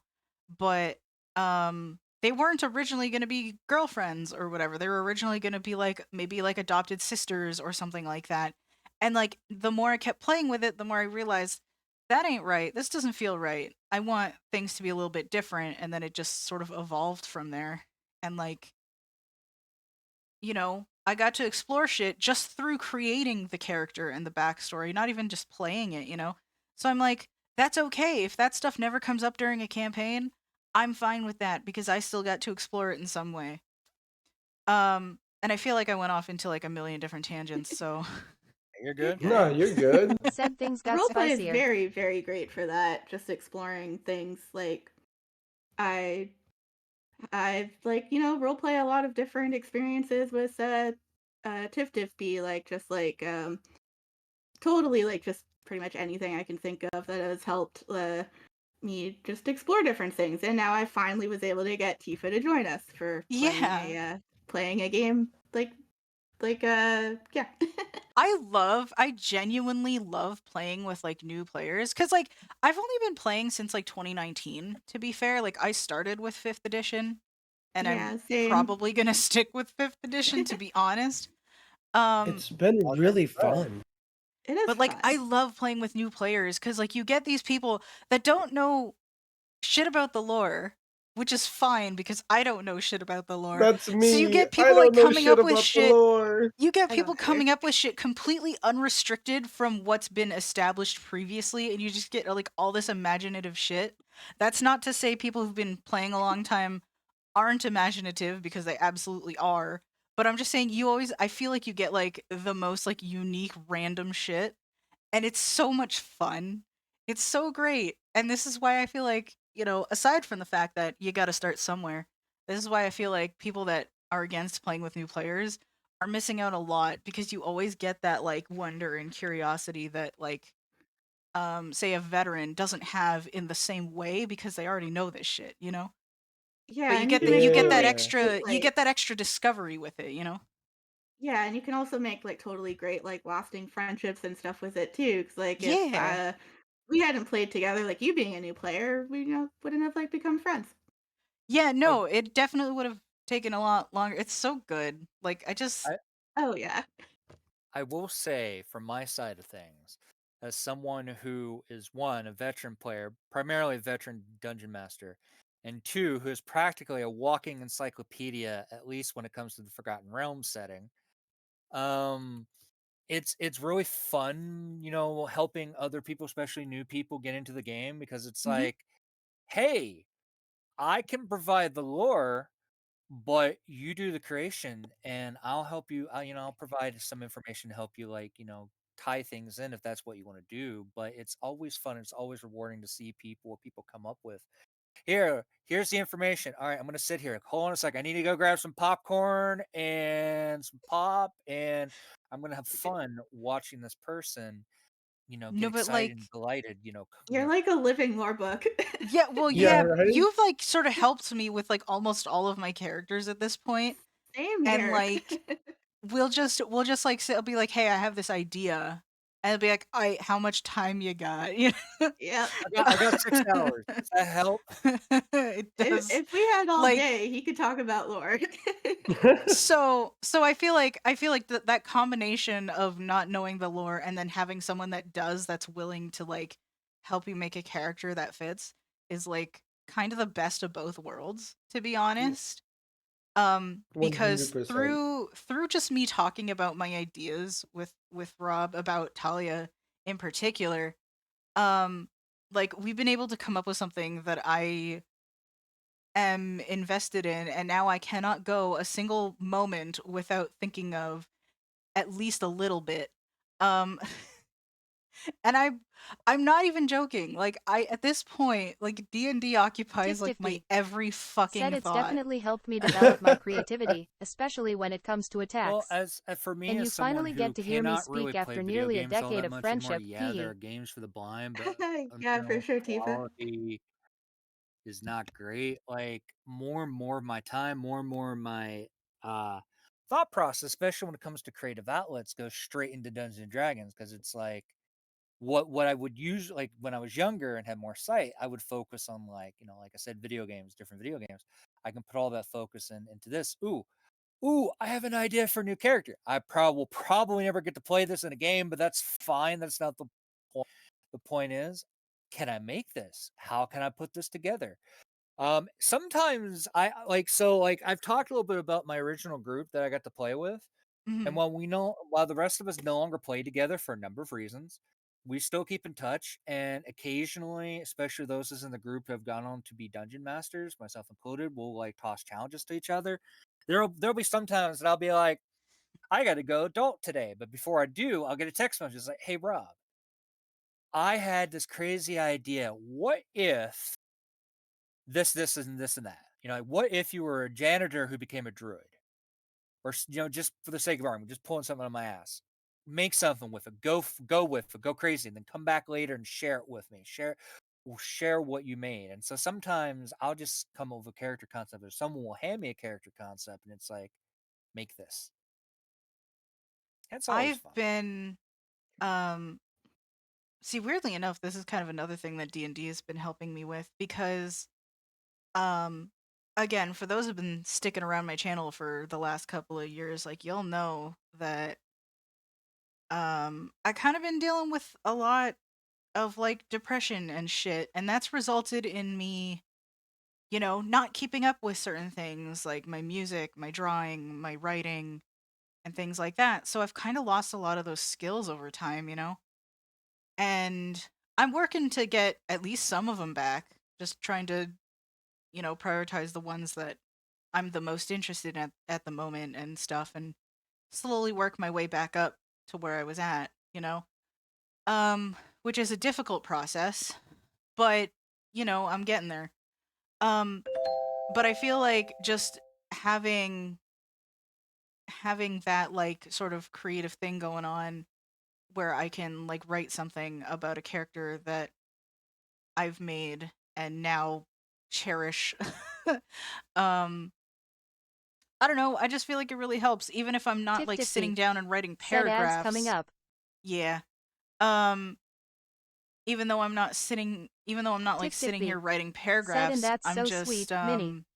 You're still writing and I'm getting your still thoughts writing, on. yeah, like I'm still getting something out there and I'm able to like, role play that and like have something going and then like while I can't say that I've created every single one of my characters on my own because I've always had some kind of help doing it, whether it's, you know, consulting Rob and getting that encyclopedic lore knowledge to help something fit or talking with my other DMs and stuff like that. Um it's I don't know, it's just been really, really nice. It's been a slow process for me because I still struggle, especially with backstory and stuff. Like I get to a certain point and then my brain just like, okay, you're done. And I'm like, but I'm not done. There's so much more detail. And then that's usually when I go and get somebody's help because like they'll bring up something and then like it'll help kickstart my brain a little bit more, Um, and shit just kind of explodes from there. And like I think that's been very helpful for me. So Yeah, I D and agree D with that too. saves Because D&D like, saves lives. Also, it's just given me something to look forward to, oh yeah, it's a great thing to do Um, during the week. Yeah, absolutely. Get so because I excited mean, when for it. you're this is gonna get a little bit dark. Like when you're dealing with a situation, it's okay if the ads interrupt this because it's gonna get dark a little bit. Oh hey, look, there's the ads. Um, so when you're in a situation where you're watching your family be really toxic and your one family member slowly die over years and everything sucks and everything around you is just falling apart, it's just really nice to have something that isn't that to look forward to and not have to worry about it for a couple of hours. Um and thankfully that's not all my life is anymore, but it definitely was for a while. And whew, I don't know that I would be here without like, friends supporting me and stuff, and D&D is part of that. So, yeah. That's awesome. Yeah. Yeah, that is So great. fucking cool, Minnie. D&D saves D&D Like, is lives, bro. I'm gonna pretty be honest. awesome for I've that. been really quiet this whole stream because, like, I'm I, still relatively fresh to D&D, and I'm still learning a lot. And like, Yeah. I've, that's fair. in a weird way, I still have yet to kind of find my own footing when it comes to being able to express myself through D&D and in that regards. I mean, like, I'd say the closest thing that I have is I've I have a character currently in a campaign that just recently has to be on hiatus. We might get one more session out before it really goes on like a month, 2 month long hiatus. But it's a character that like personality wise, it really challenges me. Because it's kind of one of those things where I'm a very theatrical person, but I'm a pretty I can be quite reserved as well.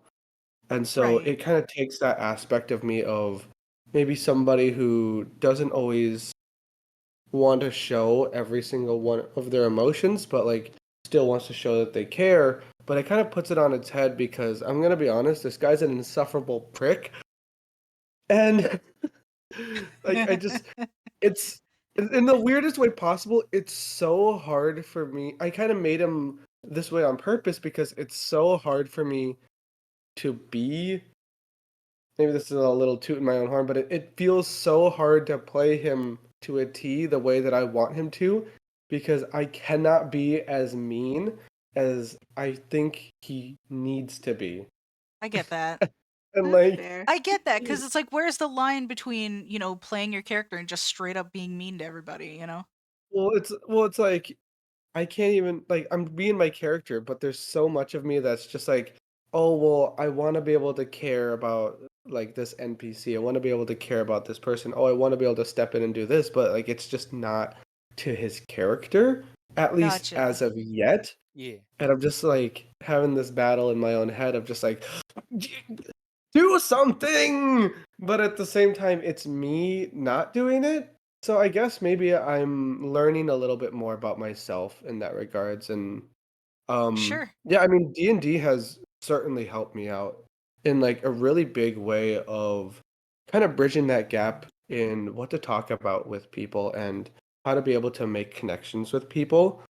um I know when we first started talking, Minnie, I think D&D was, Our first conversation was about D&D. yeah, was about D&D. Like I wouldn't have been able to Great. find that gap to bridge with you had it not, excuse me, had it not been for D&D. And I like, would say the same thing, actually. Yeah, no, for real. cause like, Um. hmm? No, go ahead. Oh, I was just gonna say because I mean, there's just I have a pretty hard time with like I think I find myself there's people who are, I think there's topics that are easier to be able to bridge that gap of communication than others. But like 100%. there's like a Especially if lot you're of an people. introverted nerd, D&D is a very good, Oh breaking the yeah, ice it's so topic. Yep. so good. And like being able to talk about D&D and being able to like just get excited over the same things has really helped me get out of my shell, especially as a VTuber too. Like I was fucking terrified of being a VTuber when I first started because I just didn't know how to communicate with people because I'm not in the anime. I don't play a whole lot of video games, at least especially when I started. Um, and like we're kind of I don't know if we're of the older crowd. I've realized that we're I not. definitely am.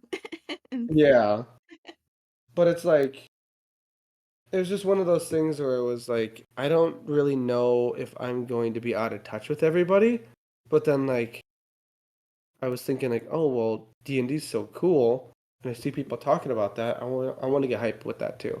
I want to get on board. I am very out of touch with the VTuber community at large. And to be honest, I think I'm okay with that cuz I've just kind of got my own little thing going on and I'm good with that. Yeah, yeah, your own little I would. bubble. yeah, I would it's a totally nice agree with. bubble. I would totally agree with that. Even with the community that I got involved in when I first got into YouTube years and years ago. It's like most of those people are gone, so it's like, who the hell are these people? Yeah. Something that I wanted to something that I just remembered is kind of going back to that question, although I don't think we've really walked away from it, is how does Dungeons and Dragons help you? Bun underscore Is VTuber. yes, I mentioned how Said it Ursa, helps I me would say cope or it has D&D helped has me helped cope you these past explore couple the years, creative but one side you thing kinda that pushed Dungeons and back. Dragons has allowed me to do is to mourn and honor a good friend of mine. I from my original Dungeons and Dragons group, I had a buddy. Unfortunately, he passed away, and in such a way that basically most of the people that was in our friends groups, stopped mourning him, stopped, kind of forgot about him. Mm. But he was so integral to my life because while he did not have the same kind of eye condition that I do, he was one of the few sighted friends that I made around the time that I started losing my sight that didn't just walk away the moment that things started getting real. And to the point that I've actually inherited all of his Dungeons and Dragons stuff. In fact, on my side table, I have his first custom made miniature, which is like this um, half vampire samurai going into blood fury with katana raised over his head. He was really big into samurai.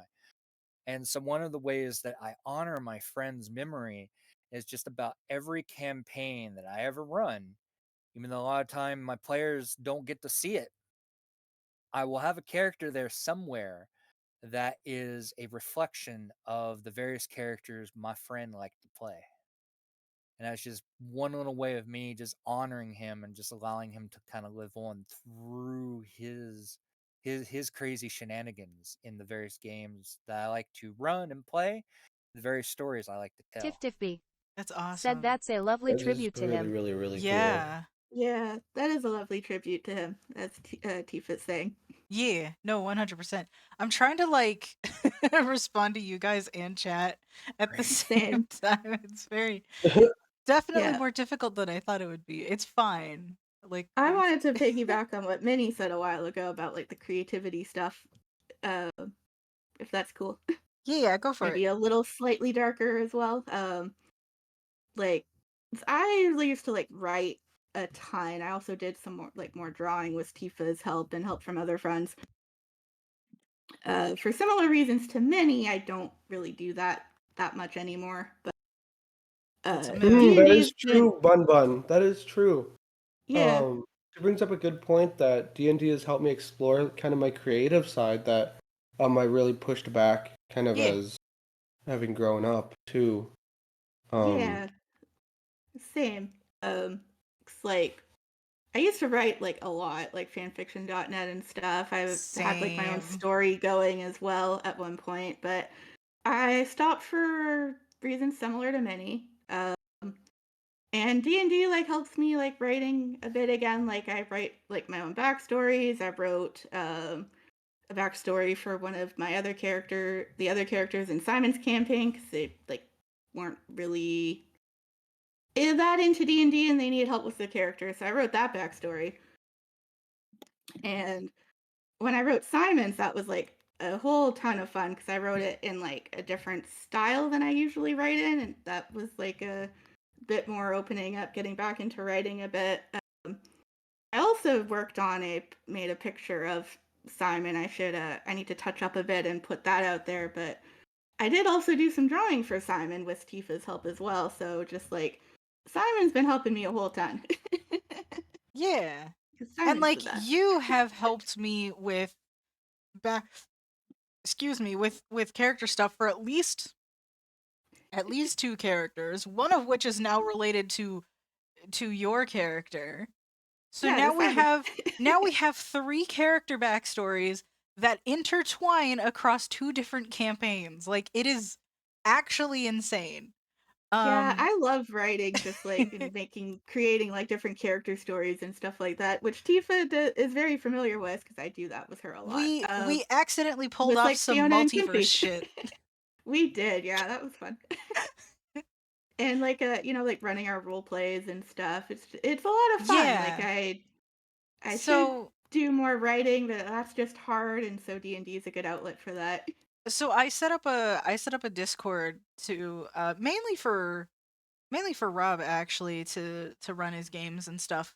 Just so it's like in just a smaller, cozier space that's easier to navigate. And we've got like extra roleplay chats for, in between sessions and stuff like that. But everything that happens in the roleplay is like basically a separate continuity from the campaign. So we've got characters from multiple campaigns interacting with each other and just fucking goofing around, essentially. And that's been really, really fun practice just outside of games and things. And I've basically got my other group doing the same thing with both the campaigns that I'm in there. So, So and yes, if y'all are counting how many games I'm in, that's a total of 4. That's Um, crazy. I'm also in 4 at the moment as well, like ongoing. So it is a time investment, to be fair. Ooh, I Most people understand that that. have lives are Yeah. not going to be in 4 campaigns. can you hear me? Yeah. Yes. Yes. Diff B. Okay, cool. Said I was indeed. using my external mic button, and sometimes it doesn't work well. Oh, yeah, no, you're good. I love the other server that you created for us. It's literally the most comfortable Dungeons and Dragons server I've ever been in. Oh yeah, it's an awesome server. Oh, yay. I'm glad. For one thing, I don't have to feel guilty about like 2, 3 in the morning crunching numbers for like possible characters or possible scenarios and stuff. Like I'm just imagining like one of you guys waking up in the morning. It's like, and the notifications on Discord is like 20 in a row, just raw punching See, numbers. my logic for that is if somebody has issues with that, they can just mute that chat. There's not that many in there. It's not hard to find. Yeah, It's not it's hard not to a mute, problem at all. you know?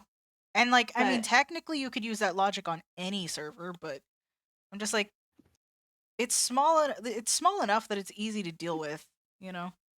So it's But, not really you an know, like, issue. getting back to the whole multiverse thing that we made, if you want to know how that came about, um, what happened was in Simon's campaign, um, he's been trying to find out stuff about his family, and he was given an opportunity. It's an Exandria campaign, so he was given the opportunity with the Cobalt Soul that his party joined to uh, look into information about his family and their big giant library, and he was promised some information on his family that uh, my DM's like, well, it could probably help if like you had some ideas for it, like what you want Simon to find and stuff. And so I went and ran with that and just put ideas with many about Mara being related to Simon because they kind of look similar. They're both tieflings, and Well, they then I just honestly started writing a book. they look very different, but like Hair we color's the sorted it same. out. They have similar hair color. Like her hair is all purple and That's stuff. true. But anyway, we basically worked it out so the two are cousins. Mara, my assassin, has an Exandrian cousin who is just Who's Simon's um father, and he's insane, and he'd be probably really, really fun to play if I could ever get a chance to play him. But well no, yeah. Simon is her cousin, not her dad. Or not his dad. Oh yes, Because right. that's her uncle. But Yeah, anyway, it's a whole we just made a mess and it was so much fun. And totally fun. Simon is a little shit Yeah, so who I went back to the DM with like this giant ass book of like all of this like backstory stuff and family for Simon that Simon finally did get to see in our last session and find out a little bit about his dad and Mara and stuff. Aw, that's Kiss it be. awesome. I love that Yeah. Said Mara got Chaos Gremlin mentioned. personified. Indeed. Yes. It was Yes. very like it's been so Chaos much Gremlin. fun because we've just been like acting that out through our extra roleplay chats and stuff. Like this is technically getting away from D&D proper, but it's related. Role playing is part of D&D. It is. It is. But sometimes that really helps if you start creating a character, you don't know what to do with it, you just start role playing with a friend, and then shit just happens and it's like, "You know what? That's part of their story now." You know?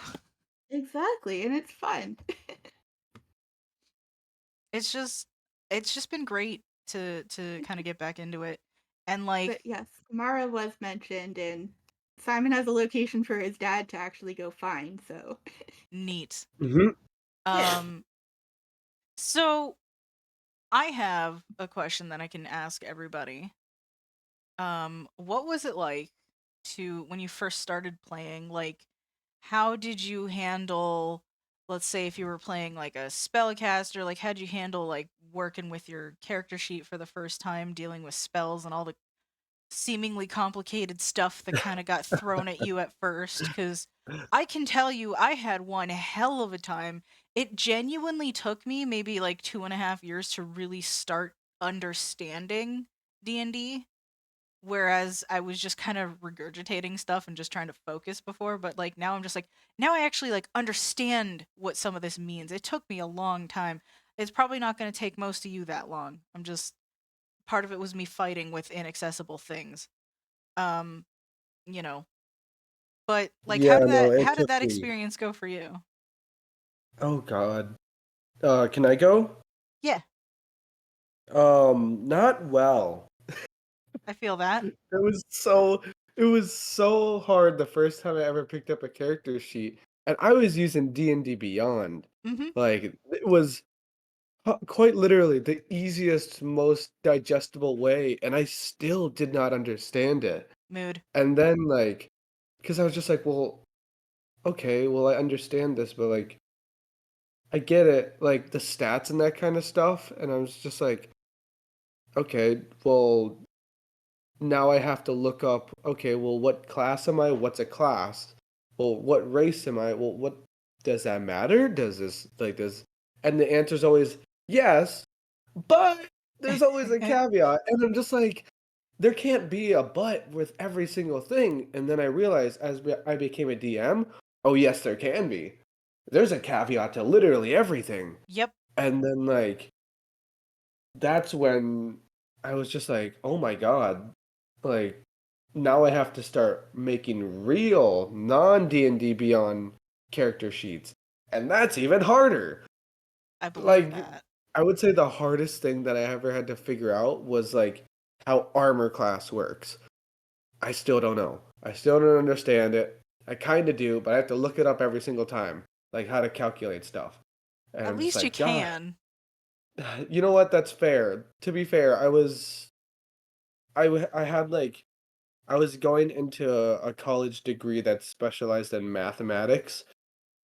But I need to utilize every single ounce of my brain for this. Like, Like, I so I find don't. it still gets complicated when I'm trying to, like, calculate multiple things and dealing with multiple roles at once and all that kind of stuff. Like, I still get God overwhelmed forbid you get very like. much. God forbid you add multiple things to a single roll, My like acid experience to is actually armor, the but then you have to opposite. mitigate it because of elementals, or then you got to do it. Oh, there's a crit. Well, it's just for me, it's like especially like when just a lot comes at you all at once. It's like, "Oh god, what do I process first?" You It's know? me with So it's less literally that it's anything. at least for me it's less that it's difficult and more that it's just like I sometimes just get overwhelmed on what to process. It's kind of the reason I didn't have more people in this call. Um is That makes because sense. there will be You a have lot of three sound very and I quiet people. I've got 3 people plus speech chat plus the music. I'm like, that is already a lot to go through. So I'm like, I think I'm just gonna keep it at a manageable level, which thankfully has been the case. So, Yeah, you with know, my autism, like I can't really play a game with anywhere more than like 6 people, and that even is pushing it to that's a lot its of limit. people, yeah. Yeah. But to Um, answer your question, I actually did not really have that much of a problem. Like starting with Rob, he had a very good like character sheet he had outlined. right. I did not have D&D Beyond at the time, so I had to like actually work out a lot of the math on my own, which was helpful in like the learning curve.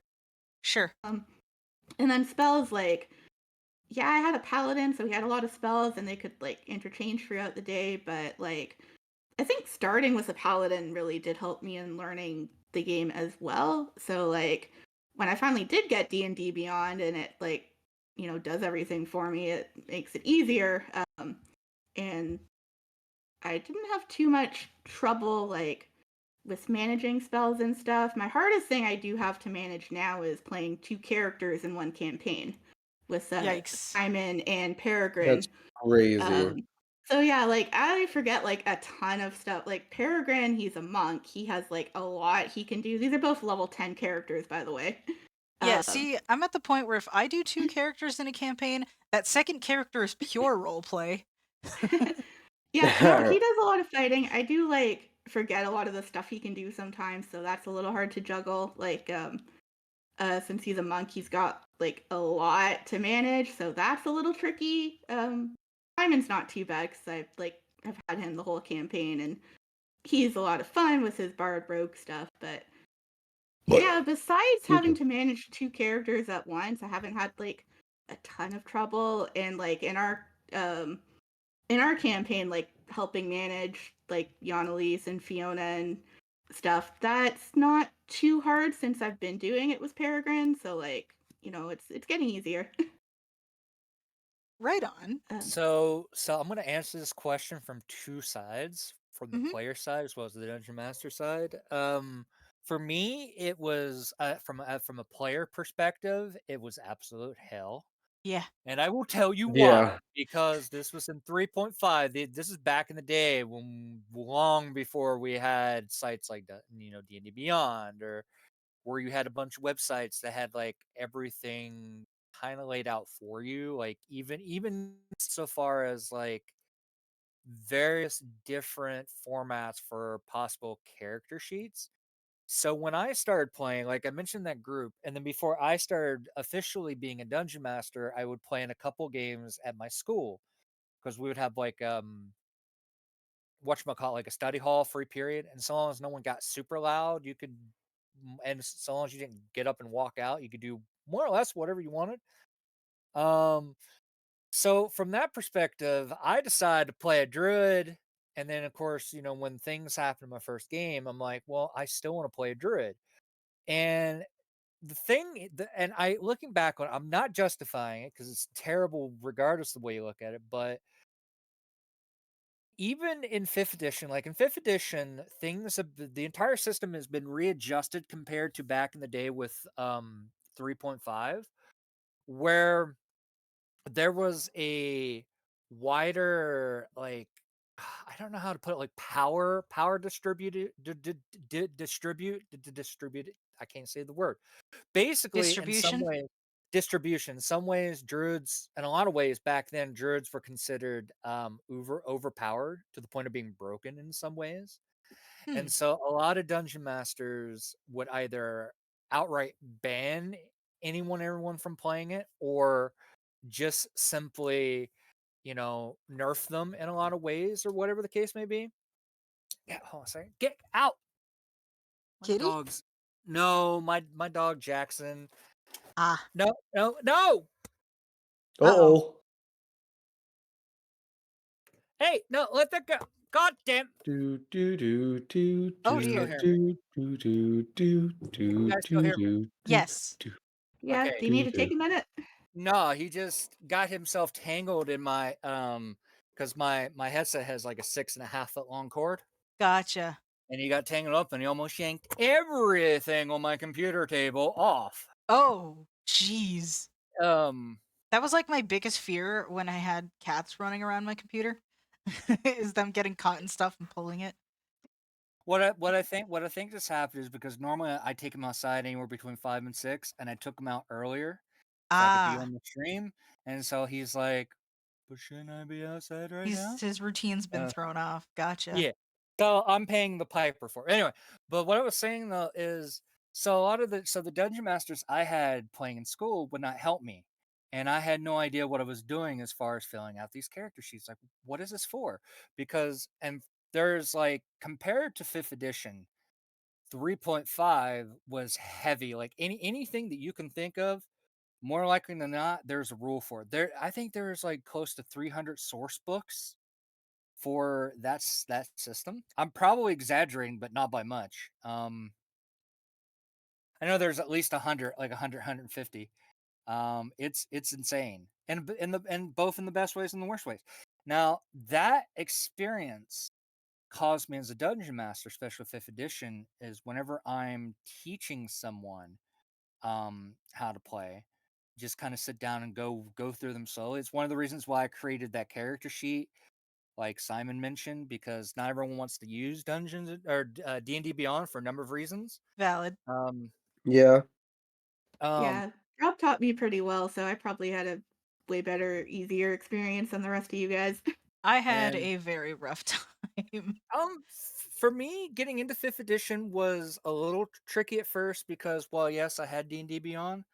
It wasn't as accessible when I first got hopped onto it as it is now. It's gotten Yeah, a lot better the past few years. thankfully. Um, so so yeah, Issues with wizards aside. yeah, we're not going to touch that. Yeah, it's a bit of a rabbit hole. But yeah, no, I do know that it's gotten a lot better.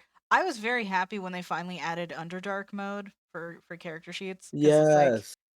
now it's Yeah, just it's like kind of a lifesaver. you don't have to have like a bright fucking white character sheet. Like, okay, so for those who don't know, I use a magnifier on my computer, right? Like, so my screen is magnified. Um, so sometimes when I'm looking at my character sheet, I've just got this big white void with words on it. Um, and it hurts to look at. So having like a dark mode, it's a lot easier on the eyes. Yeah, I And need that kind of contrast too for my eyes. Like, yeah, uh, staring at a that's lot of white is bad on light sensitivity. that's actually why my chat bubbles on stream are the way that they are, so I can actually see them without having my eyes fucking burn off. And why I get so mad when text boxes in games don't do that, which is most of them, by the way. So you know. Mhm. Sorry, tangent. Um, but that, some knowledge nugget about my vision for you, I guess. Yeah. But yeah, having that, white on black instead of black on white is a lot easier to look at. So I'm thankful that they added that. Yeah, same. It's like totally a It's made lifesaver. things way better. It's like, oh, like there are some days where like I'll be with my other group and I'll have to like look something up and it's just like I just see this long block of text that I have to read. I'm like, oh crap. That's usually when I'll turn on my screen reader and be like, all right, bud, you can read that and I'll just listen. It's great. I forget what I was gonna say. I lost my train of thought. I'm sorry. No, you're good. But you know what? I think it's time that we can start talking about really fun things. So I have one question for you guys. Yes. What is the most insane shit you have ever experienced during a game? Define insane. Yeah, because that could be anything. Okay. How about I I define it? How about I define it with an example? That's the example I think you're gonna use because I live in your brain now. Yeah, sure, go ahead. I have a story for this, but I will let you continue. So, okay.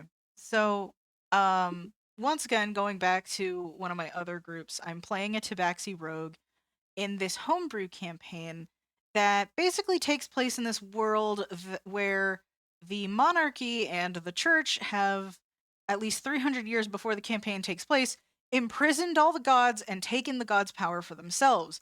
So the ruling queen goes through this ritual every time they, every time the new queen gets fucking what's the word, inaugurated, whatever. They go through this ritual so that they then gain control of the gods' powers while the gods remain imprisoned and stuff. So basically our whole deal is we're trying to stop the seventh queen from taking power and basically freeing the gods and, in theory, saving the world, because we've discovered there's some other ambitions going on that may or may not involve the multiverse or something. We're not entirely sure yet. Of course an ad comes in. But we ended up in this scenario at one point where we had to sneak our way into the sewers to get to a hideout belonging to the resistance, and only two of us had dark vision, me and our other rogue. Everyone else took a lantern into the sewers with us.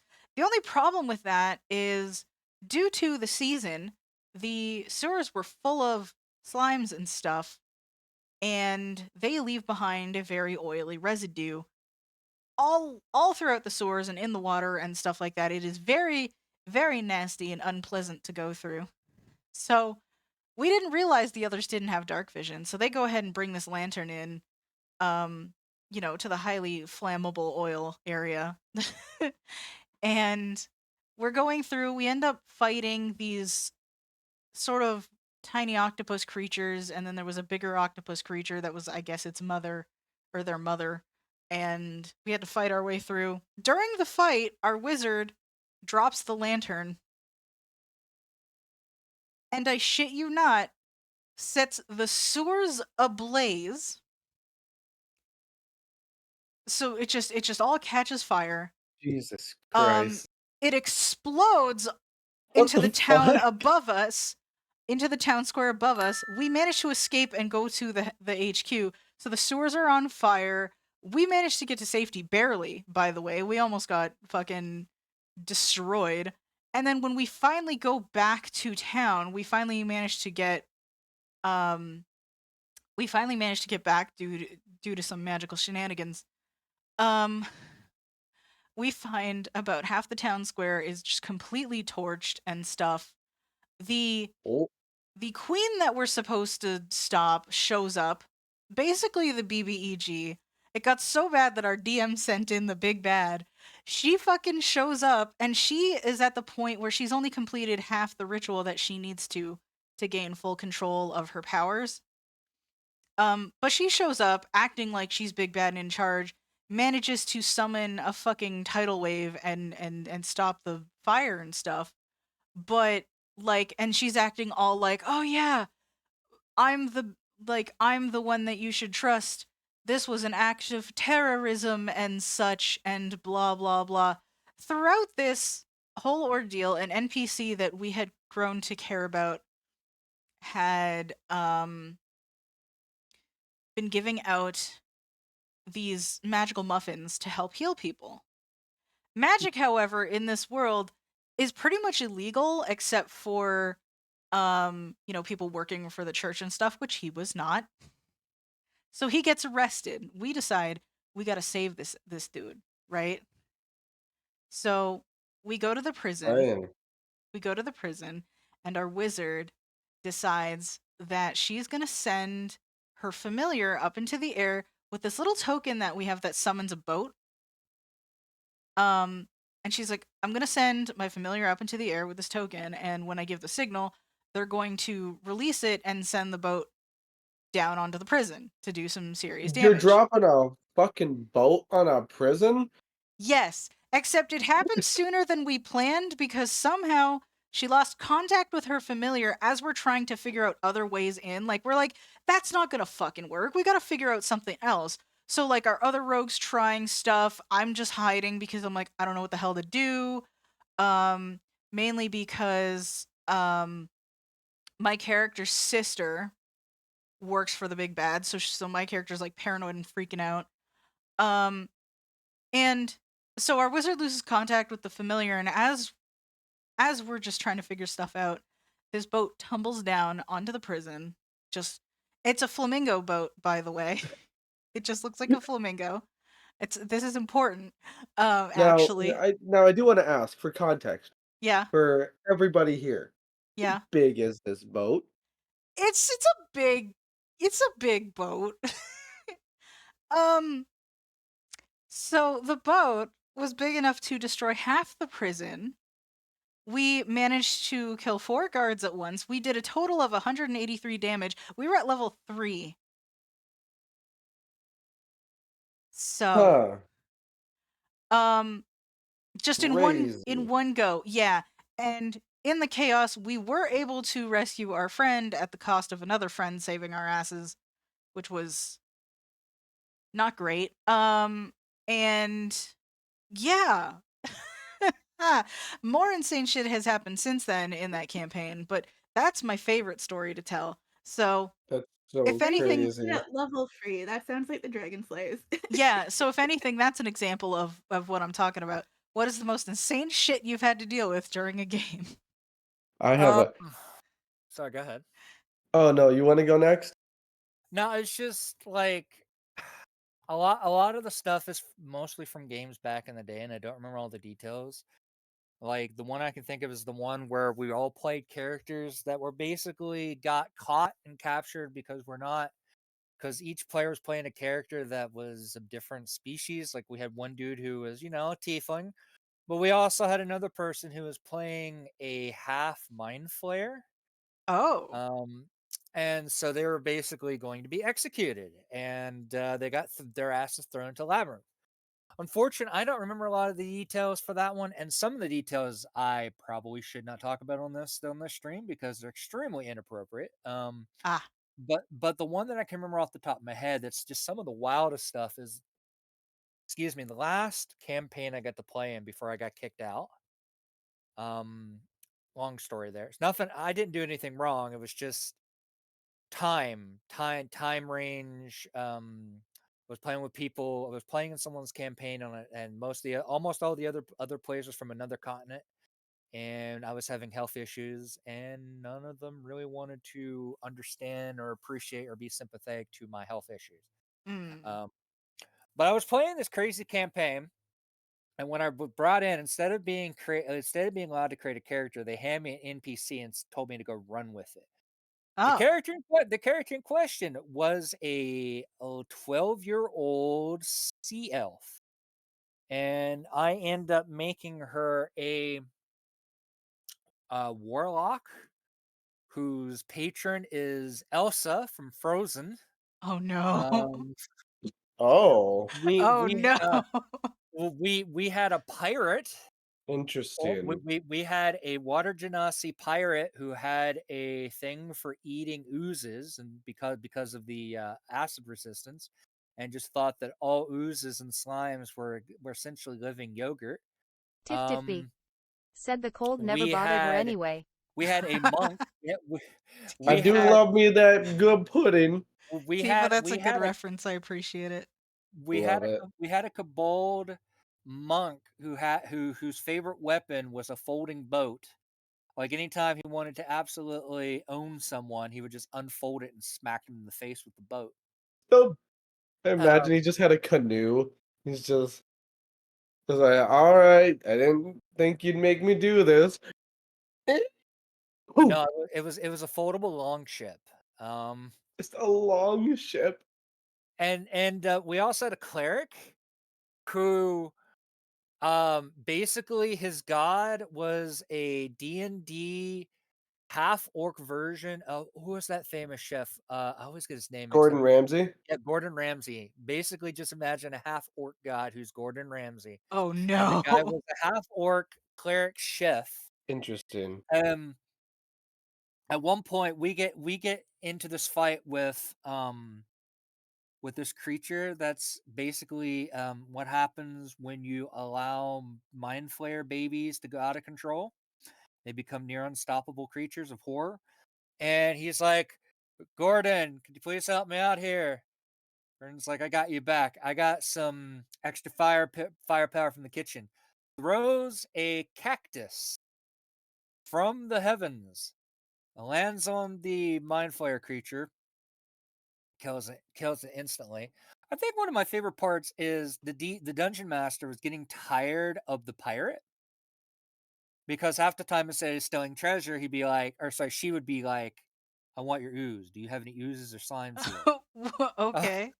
Um, so caused her to go insane. Somebody's ooze And is another person's treasure, I guess.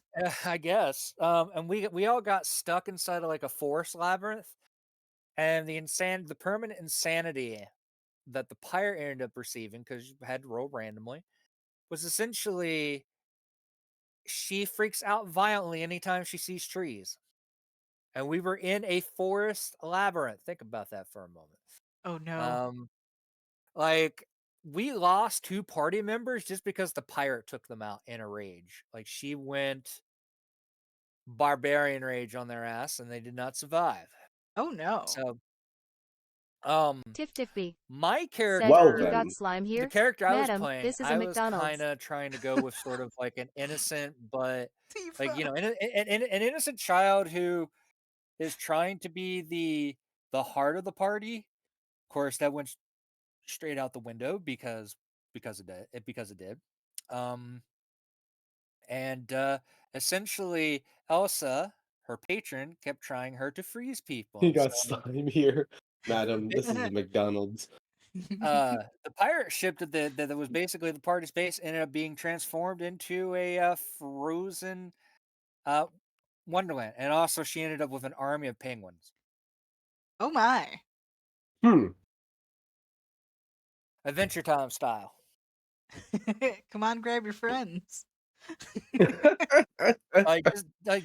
Just imagine Gunther from Adventure Time, but strapped with rockets like Penguin did in Batman Returns. You know, I don't know if I can. Tiff Tiffy It'd I'm said, be "Insert trying. Gunther That was just noises." some of the craziness from that game. Unfortunately, I didn't get to see. Oh yeah, we also had had a barbarian who believed that they were a king, and so they were basically they're like, yes, my character is essentially Ned Stark from Game of Thrones. That was his intention, but he basically he went straight to chaotic evil land in no time flat. I'm sorry, I had to. Ah, that's fair. As far as I'm concerned, this is your stream. You're the boss. I We're just appreciate here for the ride. the other quack. Swift. Double quacks. I appreciate it. That second quack there was perfectly timed. Yep. It's great. It was just like, oh wow, Minnie added in a new soundbite. I actually added that one, the Gunther one specifically. I added to the to my D&D server, because I have my artificer has a mechanical owl familiar who often glitches out and sometimes makes random bird noises, and that is one of them. Quirky's great. Quirky glitches in a variety of ways, but that is probably my favorite one. He's I an love owl that. who says quack most of the time. Tip Nice. Tipsy. Just Said one of Quirky these is best days, owl. you're just gonna be like, so Owl, what do you think? Woof. All right. Oh, he gives us little egg messages that he hatches. Yeah, Little And egg he messages. yeah. So the way he communicates, he can communicate with my artificer telepathically, but he chooses not to because he thinks this is funnier. He's a sassy little bitch, and we love him for it. He yeah. literally Tip Tipsy. poops out little eggs Said Yoshi Quirky, style, master of and I'm roast. talking those little plastic Easter egg thingies. Stop And pooping children. inside is just a little note. That are origami birds, Yeah, flying yeah, origami they're birds. origami birds, and he just hatches these little origami birds that fly to people, and it's a note with a sassy message on it. It's great. He's like the worst kind of fortune cookie. He's the best. What are you Yes. talking about? You He's get the a fortune, and greatest. it's just a vicious mockery. Well, it's funny that you should mention It's that because great. that's the cantrip I attached that to when I made him. It's great. We made like a custom glitch table for him. It's kind of like Wild Magic Surge, but it's not, you know. That's funny. But He it's even has a similar self, in how it works in that like he he even has a self-destruct mode. he does.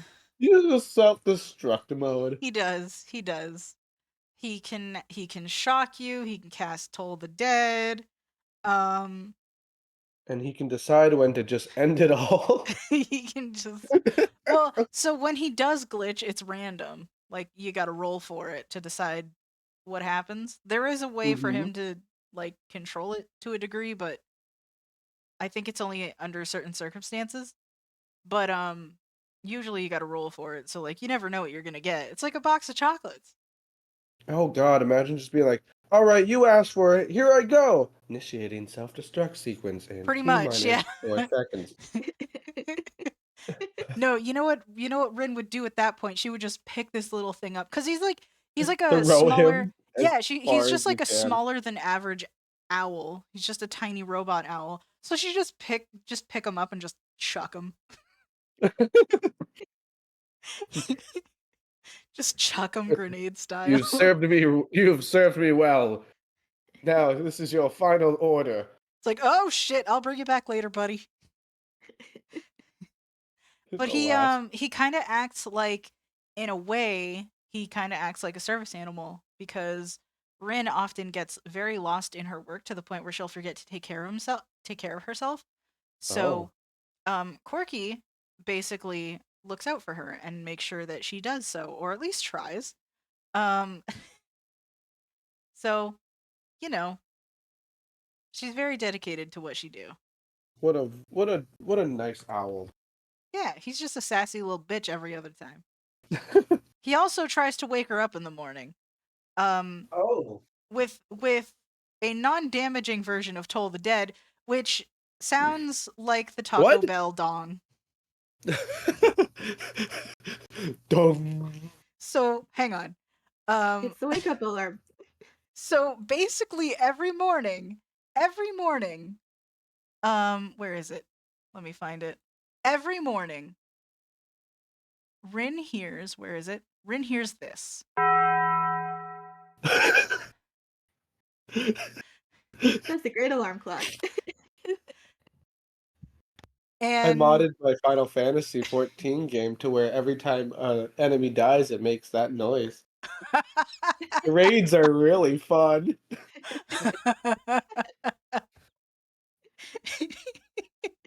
it's really funny though, because the Taco Bell Toll the Dead thing started as a joke with my other group.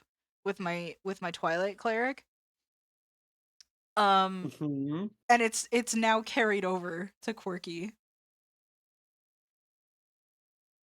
That It's should be the fantastic. that should be his like his final chime as he explodes.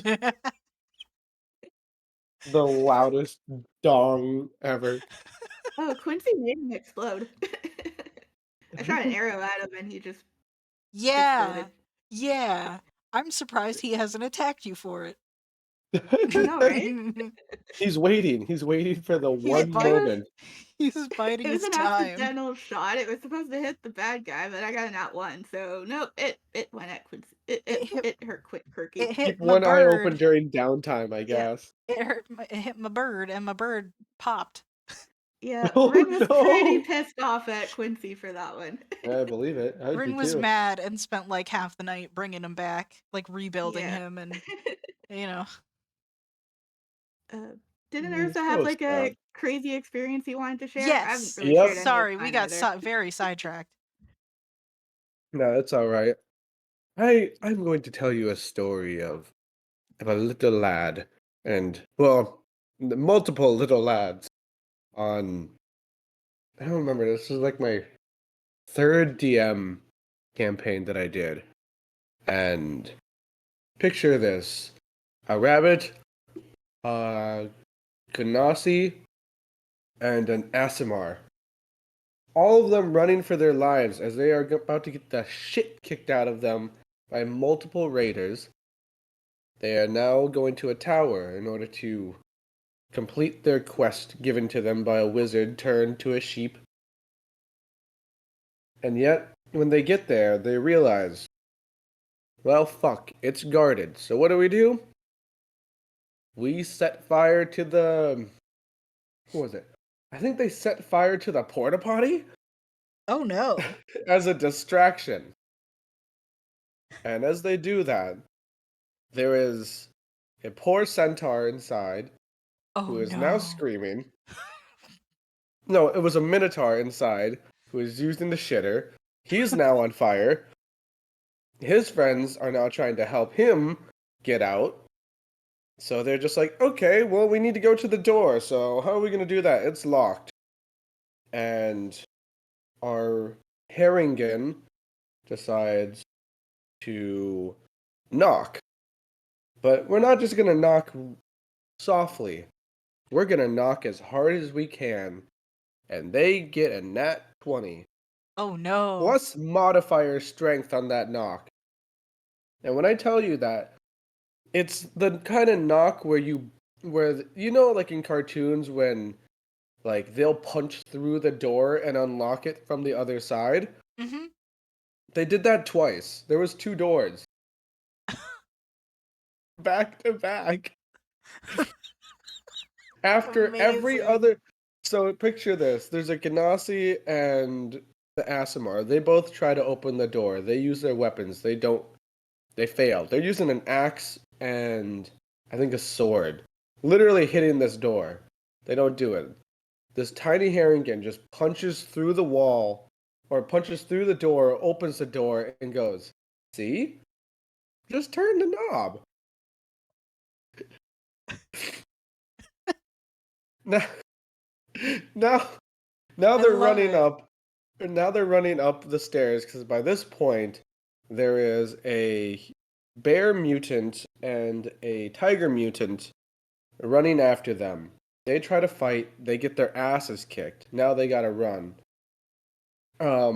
Except for the Ganassi, who, in a feeble attempt before they get absolutely mauled by this bear, my player looks at me and goes, I want to roll for seduction. And I look at him and I go, fucking what? I want to seduce the bear. Alright, you roll with disadvantage. Go for it. I do not tell him this. The persuasion check he needs to beat is 17. He rolls 20. And now Defeat. he's got the bear's Said, "Oh, no." attention. He says, I want to make love to the bear. Oh no. What? no. What? What do you mean make love? You're in the middle of battle. He's like, I want to make love to the bear. And I tell him, Like, what go the for it. You rolled for disadvantage in this moment. He rolls a 20. This man has rolled 2 20s in a row. He is now proceeding to do horrible, horrible things with the bear. And I was going to leave it at that. This man looks me dead in the eyes and goes, I want to roll to come. Tiff Tiff B. What? Set the dice What do you gods are mean roll to... sick What? I monsters. told him too. I'm just like, you won. You won this horrible battle. It's like, you're done. It's fine. You did it. And he's like, please, I want to give this bear a good time. And Oh I'm like, no. No, fucking see, fine.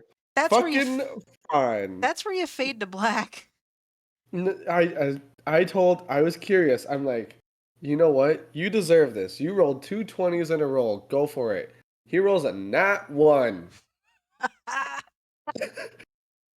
Does the bear just rip him apart at that point? The bear is disappointed and walks off. And when I tell you that was a fate worse than death to him, like, this man was shattered emotionally. Like, when I tell you that he did not forget that moment for the entire rest of the campaign. Tiff Tiff B. Wow. Said I'm speechless. And then Me too, finally, Tifa. yeah, right? Wow. Guys, sick monster. He's been rolling shit dice that whole game. Only then, he failed every check every time up until that point. And then, like, all of a sudden, like, that's the time. It's the one. So wow. I'm gonna go. Nope, there's more. There's more. Oh no. BBEG time. Uh-oh. They go. This guy's a wizard. He is the ex-prodigy apprentice of his former master, who he turned into a sheep. So he just do stack.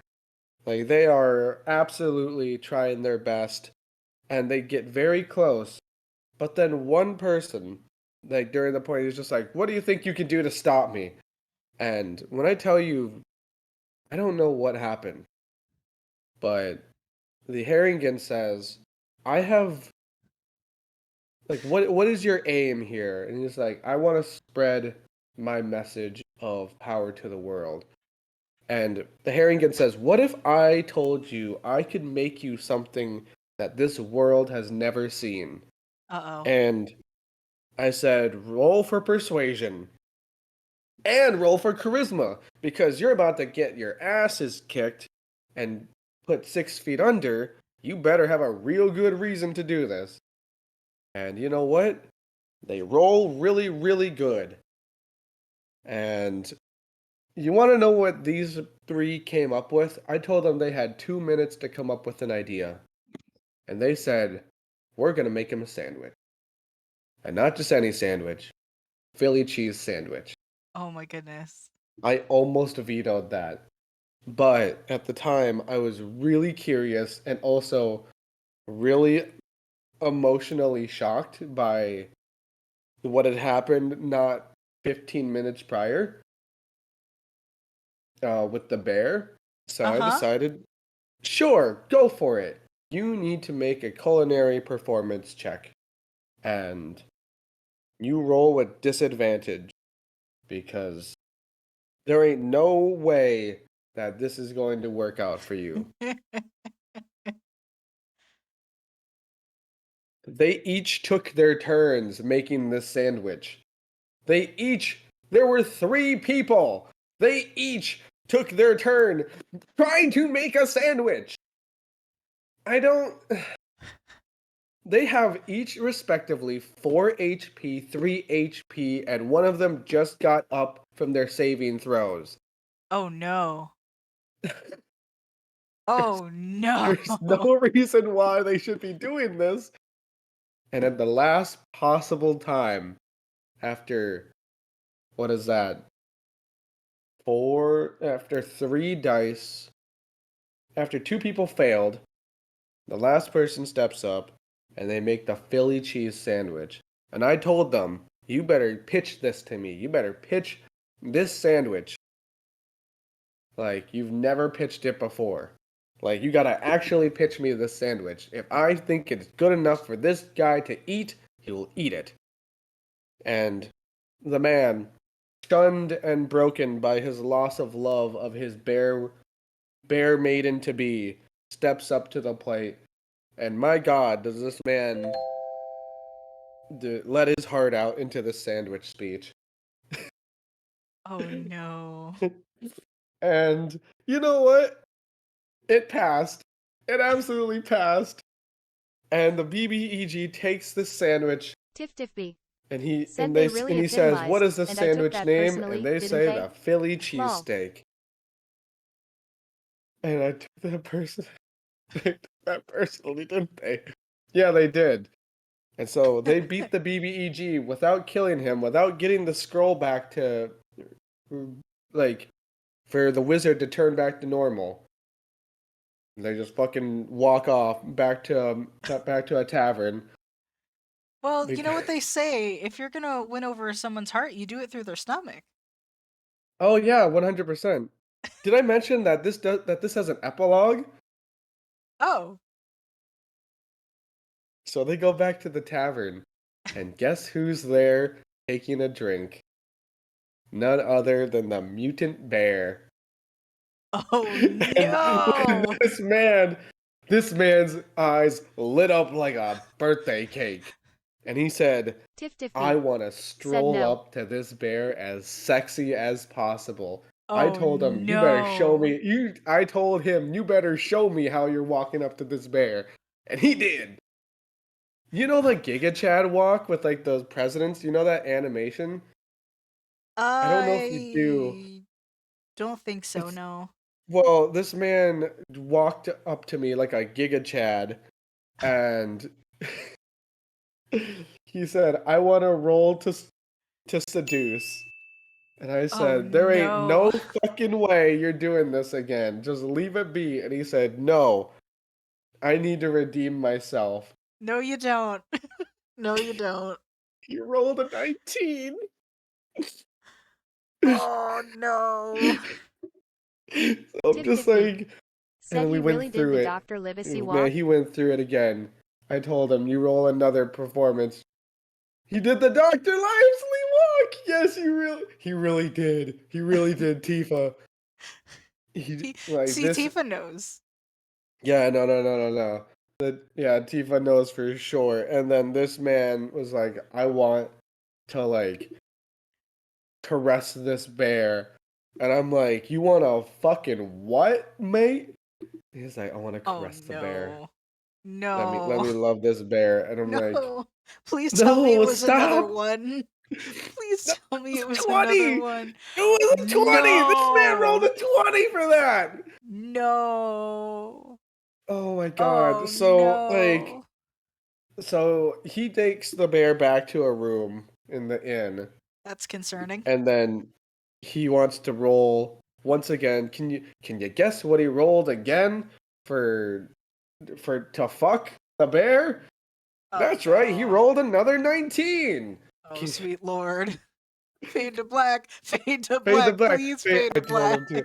No, he asked me one more time with the most realistic, like the most genuine. No. He's had the most genuine No, eyes no, in no, my no, life no, of just, no. please, can I roll to come? And I told No. him, leave it at there, man. I will Tiff fade to Tiffby. black and Said abort the everything will be mission. okay. And Fall he's back. like, please, I need this. Not my character. I need this. What? What the fuck? Why? I don't know. He really did that, and I took that personally.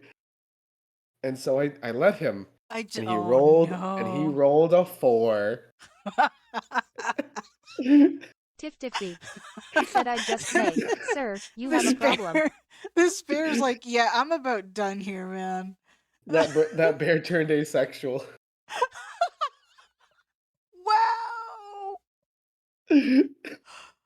No. Oh, Oh. Tifa, I did tell him that. I told him like we are not putting ourselves like when I say our whole group was dying laughing at at this poor bear, like we were truly cry laughing this entire time. See, I'm gonna be real. Hearing about it after the fact, fucking hilarious. But honestly, if that was me in game, I'd be deeply uncomfy. It was so here's the thing. I would probably just be He like, you know didn't what? make it weird. I'm gonna peace out. It was the one of those times where it's like I don't really know how to react to this or what to say, but I see the determination and I'm gonna give it to you because there's no way this can work, right? Tiff Tiffby. And Said it not even just calm emotions is going to kept remove those working scars. Until it didn't. didn't. Not even calm emotions is going to remove the scar. Oh, oh So, man, Tifa, you right. um, Simon, have you told us your insane story yet? I forget. Have you? Oh. Not yet. I don't really have anything like that. I don't really have like a lot of. You don't need anything It like doesn't have that. to, it does not have to. It's probably better that it isn't, honestly. I'm not really gonna tell an insane story because I kind of already did that with the whole dragon slaying thing. Fair. But I will tell like probably my favorite Simon story. Okay. So we get like Tiff Tiff sorry B. for the delay by the Said way. I think Simon was stuck on Oh, you're bump with fine. that bear story. Yeah. No, I have food, so I was eating and the food's kind of dry, so it was hard to chew it down to answer. Yeah, no worries. No worries. I'll finish after the story. So we're in It was quite a bear story. That where I'm was were not we? gonna lie. That was something.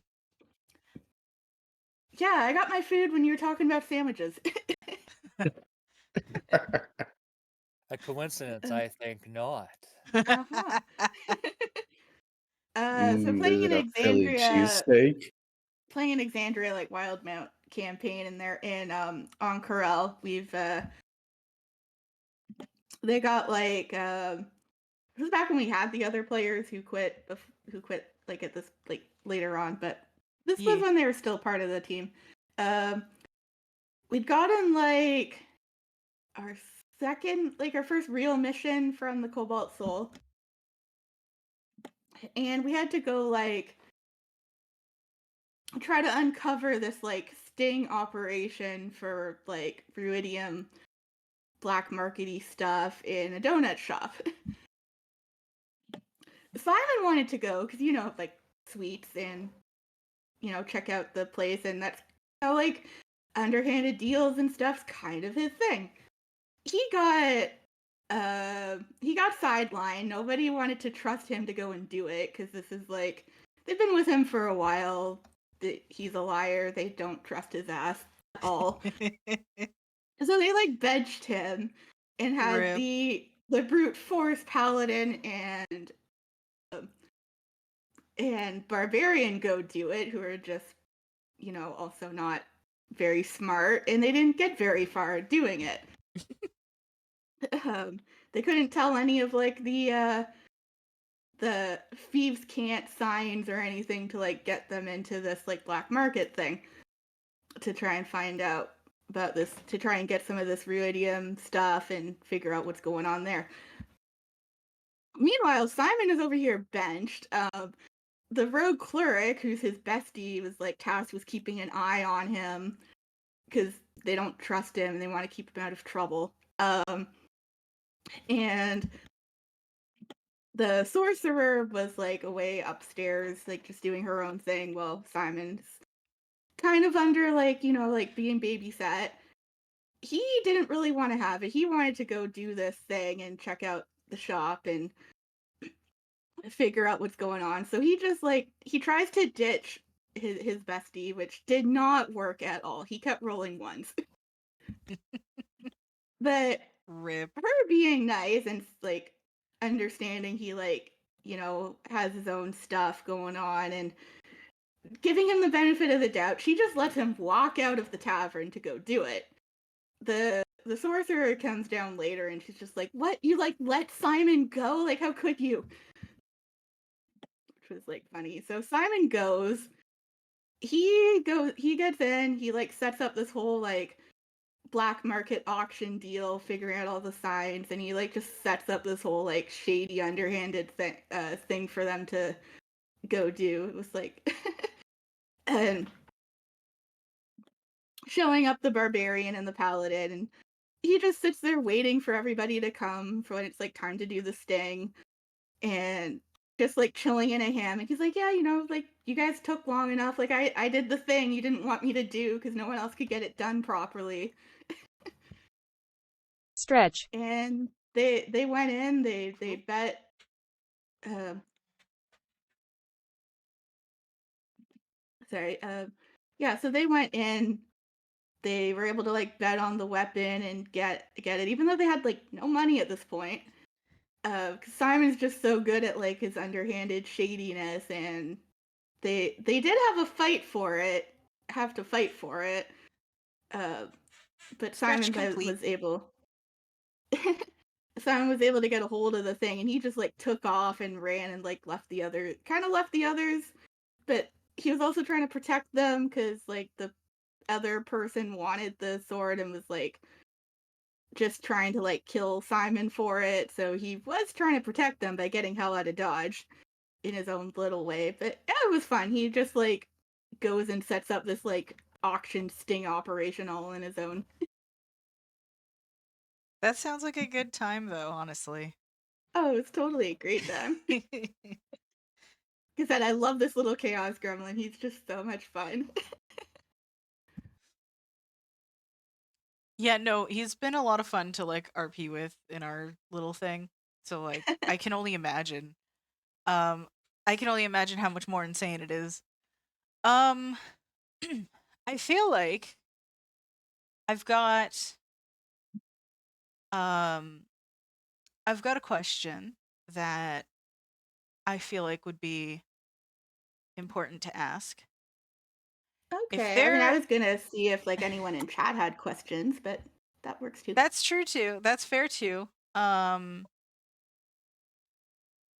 I guess chat, I'll ask you.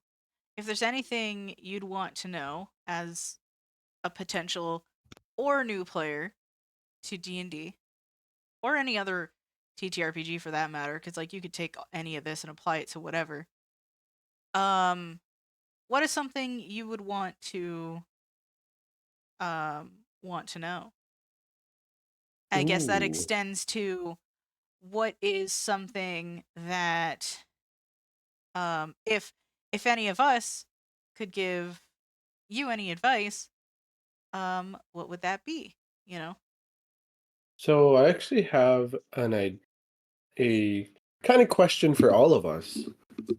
Okay. Um, so when it comes to character creation, what's kind of like the thing that you always find yourself falling back on as like the number one kind of value that you put on your character? Because I know a lot of people tend to make characters for different reasons, but like what makes a good character? What makes a good I guess that kind of depends on what you're going for, right? Cuz um sometimes you could have characters that have like pretty simple backstories but are just really funny and have a nice like a strong personality, and arguably to me that can still make for a really good character. Um it really depends on what you're going for, in my personal opinion. Like I don't feel like there's any one answer. Right. But that's why I Um think that's why I like the openness of the question is like, what to you makes a good character? I really um just get like inspired by something, and I'll start building a character based around it. But my character building, because I've done it so long for like different role playing and stuff, not D&D or tabletop, just role playing. Sure.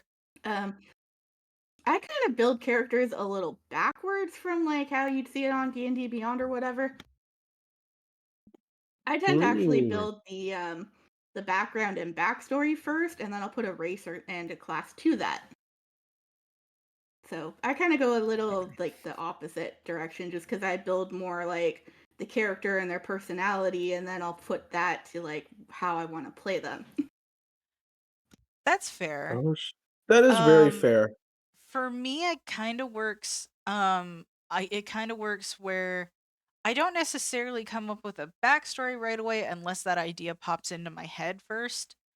But usually I just kind of go based on the first thing that pops into my head, which is usually an image of like, this is what this character looks like. I don't know who they are yet, but I know more or less what race they are and probably what class they are. I just kind of feel it out and just kind of whatever happens happens.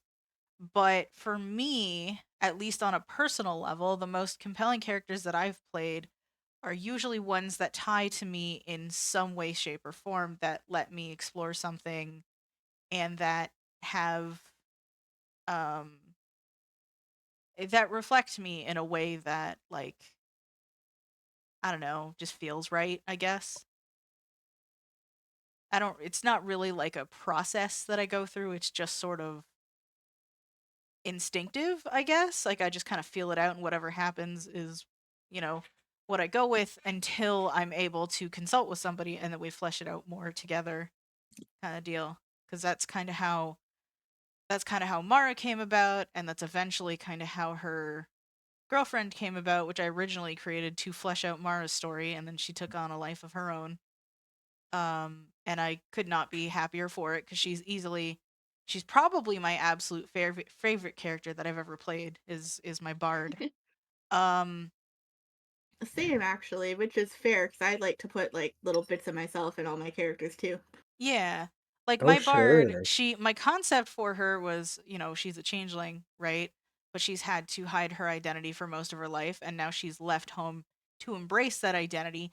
And she basically uses her illusion or her magic to create illusions and stuff to basically trigger magical girl transformations.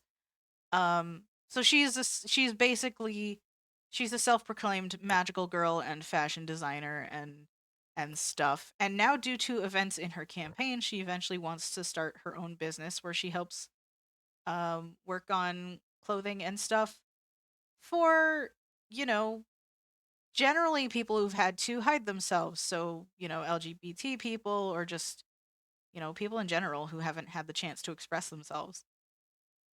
So, This is something I actually really wanted to bring up, and I don't know how long that you were planning on us streaming, but like that's since we've had this discussion, there's always something that I guess the moment that since I started talking to you, Manny, and mhm. um, getting to know why you play D&D, it actually never occurred to me like the idea of LGBT within D&D itself. It's always been kind of something where I think for the longest time a lot of people thought of uh, D&D as like, oh well, yes, it's just a bunch of nerds, it's just a bunch of guys. It's always been kind of like the nerdy guy thing. And like, have you ever experienced kind of like a backlash from D&D, or has it kind of now expanded to where like a vast majority of people who play D&D are within the LGBT community?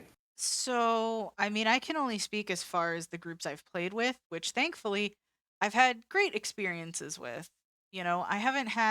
I've only ever had like one group that turned out really bad because of some shenanigans that I don't know that I want to get into, but like, thankfully those shenanigans were just like in game where the DM pulled some whack bullshit and everybody got pissed off. Um, Mm-hmm. But as far as and that one actually did kind of piss me off because I was playing a blind character at that time and he just sort of leaned into like stereotypes and stuff. Like whereas um he leaned into stereotypes and also just a lot of ableism and I was not thrilled about that. Where like I understand if you're gonna play a disabled character in D&D, it makes sense that your character's gonna run into some difficulties, but I Mm-hmm. mean, you know, you gotta have some way to, you know, to work with it. You know, you can't just be like, oh well, you're fucked now, you know? Because Right. that's not fun. But No. aside from that one situation, I haven't really run into any like issues with that. Everybody I've ever played with has been always like cool about that kind of thing. And like I think that's one of the best things about D&D is like you're going to run into all kinds of people. And like I think for the most Mm. part people are going to be cool about it, you know? And it's like if somebody has a problem with that kind of thing, then they're probably not the group for you, you know? If that's a thing that's important to you, That makes a lot of sense.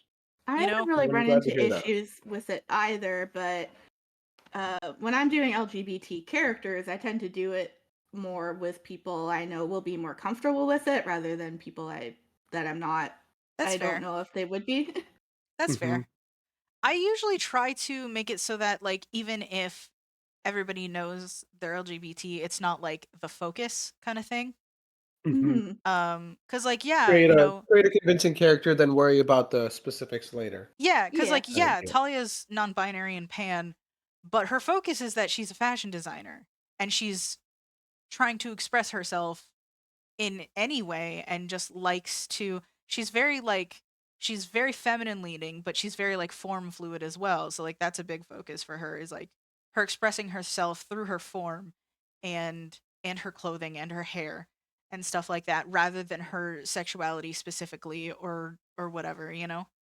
Mm-hmm. Um which like is a part of her, but you know that's just she chooses to express herself through that and also through her own music and stuff as well because that's part of how um that's part of like her personal like spiritual practice like when she prays and stuff she'll usually do it through her music and stuff of that nature and things like that. So it's like yes, it's there, but that's not, you know, that's not the only bit to her character. There's more to her than just that, you know. And Yeah. Right. I think that when some people think about LGBT characters just kind of in general, they think stereotypes and stuff because that's what you see a lot in media. And then a lot of people get Mm-hmm. uncomfortable with that because it's like, well, I don't want to, you know, have to lean into that. And it's like you don't have to, which is Mm-hmm. nice. Yeah, Right. So like I'll Absolutely. mention like Simon's boyfriend Shumai and like some yeah, campaigns and vice versa in that campaign and vice versa. Nobody like has a problem with it, but yeah. like usually that stuff is kept like out of the Like campaign as far it's as not like hidden away, but it's also not like thrown at people, you know? yeah, It's plus Right. just like it's just romance there. and sexual stuff is kind of usually left out of campaigns I play in, so that's not Yeah. really an Right. issue. Unless like it's done like off screen with like characters who are in like romantic relationships with each other. Yeah, and like for Talia in particular, it's very much known that she is on a search for her would-be girlfriend. So it's like Exactly. it's there. It's very much there. It's Right. open, Right. it's out there. It's just, you know, it's not everything. Yeah, Yeah. we're all pretty cool about it. Because Did there's Rob have yeah. anything to say on Yeah, it? Rob, He's I been wanted quiet for a Yes, I'm while. I really sorry. want to be able to hear No, no, you're good. your take as a I wasn't sure veteran if we still had him DM. because we hadn't heard from you in a bit. Oh I'm no, sorry. this I didn't mean to no, drown you out, dude. I tend to go in quiet mode when I'm just trying to be polite, just being patient, waiting my turn. Sorry. Uh, um, oh my God, it's like I'd say, thankfully for the most part, most of the people well, it depends. If I play with people that I at least know somewhat personally before playing with beforehand, very rarely do I have any issues, or I've come across issues from them, regarding gender, sexuality, or even disability. Most of my experiences dealing with ableist people, sexist people, what have you, has either been when playing with complete strangers or occasions where like I'm playing with a friend and I'm like, hey, can I bring my significant other? Can I bring a friend of mine? Can I bring a family member to play? And come to find out their family member, their significant other, um, what have you, is homophobic or is ableist or whatever the case may be, or misogynist. Actually, I've experienced more able, like when in that sort of situation, I've dealt with more misogynism, but I'm not sure if I'm saying that correctly. Yeah, Misogyny. misogyny. Yeah. And Yeah. ableism, that I have homophobia or LGBTQ plus phobia in general, although it does happen occasion. Um, and I let everyone know whenever I'm running a table for people, and especially in the beginning of the game, and especially when we bring people in, like say if like we lose someone in mid game and we decide to find a replacement, or hey, I know we've just been running, we're on our like fifth session or whatever, but I know somebody who might want to play. Can they join? Hmm. I'll let the table know, hey, this is I have a zero tolerance for the isms, and also individually. And there's been a few times that I've had to ruthlessly and brutally remove people from the table for in and all reasons. That's unfortunate. I mean, in the 2020s, you'll still see it. I mean, just go look on YouTube and look for any D&D horror stories. You will Yeah, see a bunch of. they are out there for sure, But unfortunately. but despite all that, it's actually gotten a lot better. My first game, we had 9 players. There were 7 guys and 2 girls. Part of that campaign.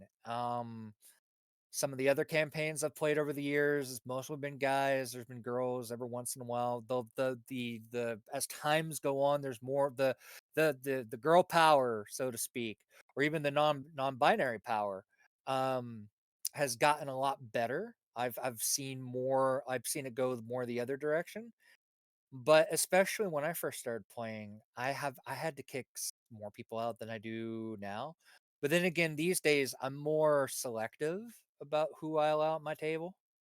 Um, I'd say before I started running a game for the original group that Simon was a part of a few years ago, I was mostly playing with strangers or a mix of strangers and casual friends. Sometimes it would work. Sometimes I would have to remove a few people. Um, there's one story I cannot get into the details just because it's not safe for work or for kids. But Ah, all I will say is I was running a table for 8 people, and one of those was a girl, and I had to remove all the guys from that table. That's all I will say. yikes. Um, I can That only does imagine. not sound good. That's uh, really unfortunate. Yeah. and So, I mean, thankfully things have gotten better and things keep getting better over time. And one of the things I will say, 9 times out of 10, those people who die on the hill of isms, as I like to put it from occasionally, Hmm. it doesn't take long for them to out themselves as a terrible person. It does Right. not. You're right. It usually doesn't. Um, like going back to the experience I shared earlier about the dice, when I had called the manager, it did, that person who I talked to was actually who was running the group, not running the game, was the wife of the guy who was being the dungeon master. And while she had no issue with me being blind and using blind stuff, her husband was obviously a completely different person and had completely different ideas and did completely different things. So Which is just kind of the worst. yeah, yeah. So I mean, there's an old adage that you hear in Dungeons and Dragons all the time. I haven't heard it a lot more recently in the past couple years, but it goes something like this: no Dungeons and Dragons is better than terrible Dungeons and Dragons. Like one of the most, I mean, there are several common reasons why you'll see horror stories happen. Like if you go watch any of those channels or read any of those blogs Mhm. that share some really epic horror stories, Yeah. both in the best of ways and the worst of ways. But there's several, just like anything, there are several common threads or common tropes. One of them is either there was a terrible player that the dungeon master did not want to get rid of, or the dungeon master was the problem person, but the players were wanting to play D&D so bad and they had no other way of doing it, that they put up with with whatever atrocious behavior that was being put on display just to get through it. And 9 times out of 10, it turned out not to be worth it in the end. So it's kind of And my perspective. that sucks. It's like, yeah, if like, I get it. I understand why somebody would consider dealing with it, especially if they don't really have any other people around them and stuff. And it's like, but at that point, like, I don't know. We live in a day and age where we have so much access to online stuff. Like most people that are able to listen to this will have access to be able to find groups online and stuff like that. And Yeah. while that can be terrifying, especially if you deal with a lot of anxiety, um, you know, sometimes you just got to try. And if the group sucks, you got to move on to the next one because it's not worth it to deal with a shitty group. So, On the other hand, you could get a really awesome group, so don't be afraid to like put yourself out there and give it a shot. Yeah. that is true. As far on the player side of things, like the one experience I remember off the top of my head that I will never forget was the second game I ever played. It wasn't really a campaign. What it was, are you all familiar with the game series Mortal Kombat, Absolutely. Yes. or Street Fighter, or any of those beat Yep. 'em up games? Mm-hmm. Well, More or less. it's basically like that, but done in D&D, like D&D rules, D&D races, classes, what have you. Interesting. And it was once again, it was in study hall, and there was one DM, and there were 20 players, and of course, most of them were guys. And one of the rules of the school was anyone who wanted to play, as long as they didn't cause problem, you had to let them play. Made sense. Yeah. Well, there's some girls I went to school with who wanted to play. One of them being one of the girls from the first game I ever played, who would go on to be in the campaign that I ran for roughly 4 years because of the half that time hiatus. She and a couple of other friends, she's like, "Hey, you guys want to play D&D?" And they're like, "Yeah," because they've heard about it, but none of the people in the area would let them play because they were girls, which is the shittiest reason ever. Well, they get there, and despite the rule of supposed to allowing anyone to play, the DM's like, "Okay, yeah, sure, make a character." And the moment that round one began, there were two modes. There was one-on-one fights for the characters, but there was also free-for-all melees. And what was supposed to be a one-on-one thing that day, the DM was like, "Change of plans. We're gonna do a free-for-all." And the so like 15 guys,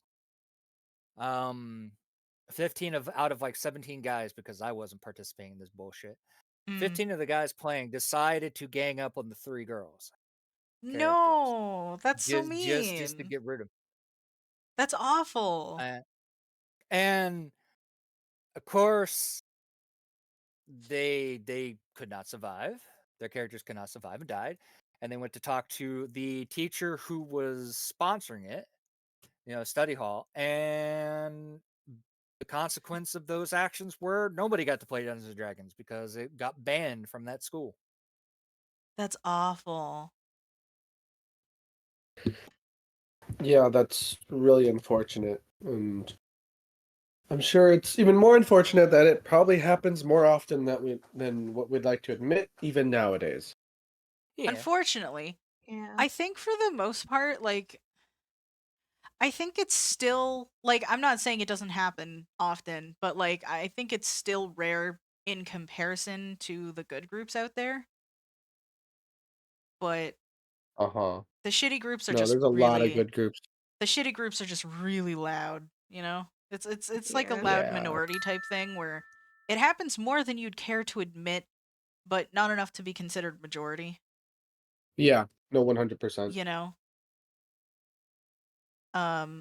But if I were to give any advice to anyone listening to this, it's just like, listen, if you end up in a shitty group, leave. And if you can find a good group, stick with them because they will be your friends for life. Oh, yeah. Totally. You know what I mean? Like it's like what Rob has said, like no D&D is better than awful D&D. Like if you're having a bad time, don't waste your time. Tiff Tiffby. Said preach it, Minnie. Yeah. Yeah, no, 100%. Like That's I mean that's primarily the reason why I started becoming a dungeon master in the first place, because whoops, no Oh, this uh-oh. I guess I'll do it. Yeah, What I I mean, I no, sorry, it's just you lagged out very slightly, I'm so sorry. no, you're good. It happens. Um, but yeah, no, because like I mean, I can tell you from my own personal experience that I kind of that group that I mentioned before, where things ended up ableist and shitty. That was one of those groups that I should not have wasted my time on, but I felt bad after our first attempt fell through, and I decided that I wanted to give our DM a second chance. So we started up months later, and it still went to shit. So, um, it was a whole thing. It was a whole thing that ended terribly, but thankfully that eventually turned into Dungeons and Empires, which ended for its own reasons, but mainly just our DM couldn't run it anymore. He got busy with work and such, which is unfortunate, but I'm glad it exists. And, but if I were to go back and tell myself to get out of that other group, I would have absolutely done that. I'd be like, "Nope, don't waste your time." But thankfully, that's not really an issue with any of the groups I'm in now. All of them are fantastic. Even even like my Thursday group, like they've been really really awesome about working with me when it comes to using Roll20 and stuff. Like they've been really really flexible with letting me use what I need to use and stuff. Like I had to sit there and explain it a few times to the DM and stuff because like I mean the best thing you can do if you're going to be part of a game is communicate with your DM for one thing. So, it would have been a thing I was going to talk to him about anyway. But, after explaining, this is what I need, this is why I need it, they were cool about it. Um, and it's been great. So, I'm glad they were at I don't least know. cool with it. That was unfortunately not a guarantee. Yeah, unfortunately not. And that's partly why that's why I get especially nervous when it comes to playing with strangers because I'm like, you never know, right? But I'm like, you Yeah. know what? Yeah. I'm just gonna put it out there. I'm gonna be open about it. This is what I need because I can't work with these things, and here's why, and this, that, and the other thing. I'm not gonna dive into it here because it'll take forever, and we've already been here for like over 3 hours. Um, so Um, but like, both DMs in that group have been awesome about it. They've just been like, "Oh, yeah, okay. Cool. You've told me all this. If there's anything else that comes up, let us know." And so far they've held true to that with helping me out with whatever I've needed, which is great. And some of the other players have even stepped up with their own suggestions, and they would always sit there and be like, "Okay, so like grain of salt because I don't know shit about disabilities, but here's a thing that I've read about that you may want to look into, you know?" Um, and thanks to them, that's how I learned about Beyond 20, which is a plugin. Oh. Yeah, it's a plugin for Chrome that lets you basically connect your D&D Beyond character sheet to a variety of virtual tabletops, including but not Huh. limited to Discord, Roll20, and like a few other things. So I Huh. can basically roll directly from D&D Beyond and send it to Roll20 without having to deal with the nightmare that Roll20's character sheets are. Um Wow. yeah, so they've been really cool about that even though it is a little bit harder for them because they don't have like I don't have the same access to a lot of the compendium stuff that they do, and it's harder to link spells and things like that in the chat so we can double check things. And but like we work with it. Like I've had plenty of instances where like one of our other players will always just kind of have other spells on demand, like open and ready to share, so that if I can't link something, they can find whatever I'm looking for really quickly and just link it, which has been super helpful and is not a thing that I asked them to do, but it is definitely a thing that they've just sort of taken the initiative on that I appreciate a lot. So, we just kind of work together, And And I think that's like the super important thing about just D&D in general is just yeah, so much communication has to be made just to even play the game. and Yeah, basically, scheduling is kind of a bitch. yeah, and in return for their efforts, I basically record our sessions and leave it up for them in case we can't keep up with notes, which I for one can't. So the recordings help me out, so I give them the same access to that, you know. That's awesome. And like, of course I had to get like their consent for that and stuff cuz I'm not just going to Right. record without it and stuff, but they were all cool about it. And then, it was again one of those things where I'm like, it really helps me to have these recorded. Are you guys okay with that?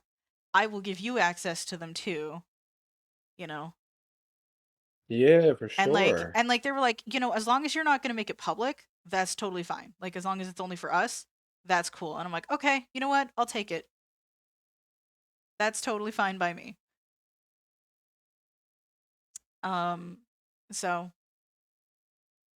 it's great. Like and I think that's another great thing that D&D is good for is like working on like teamwork and communication and stuff like that.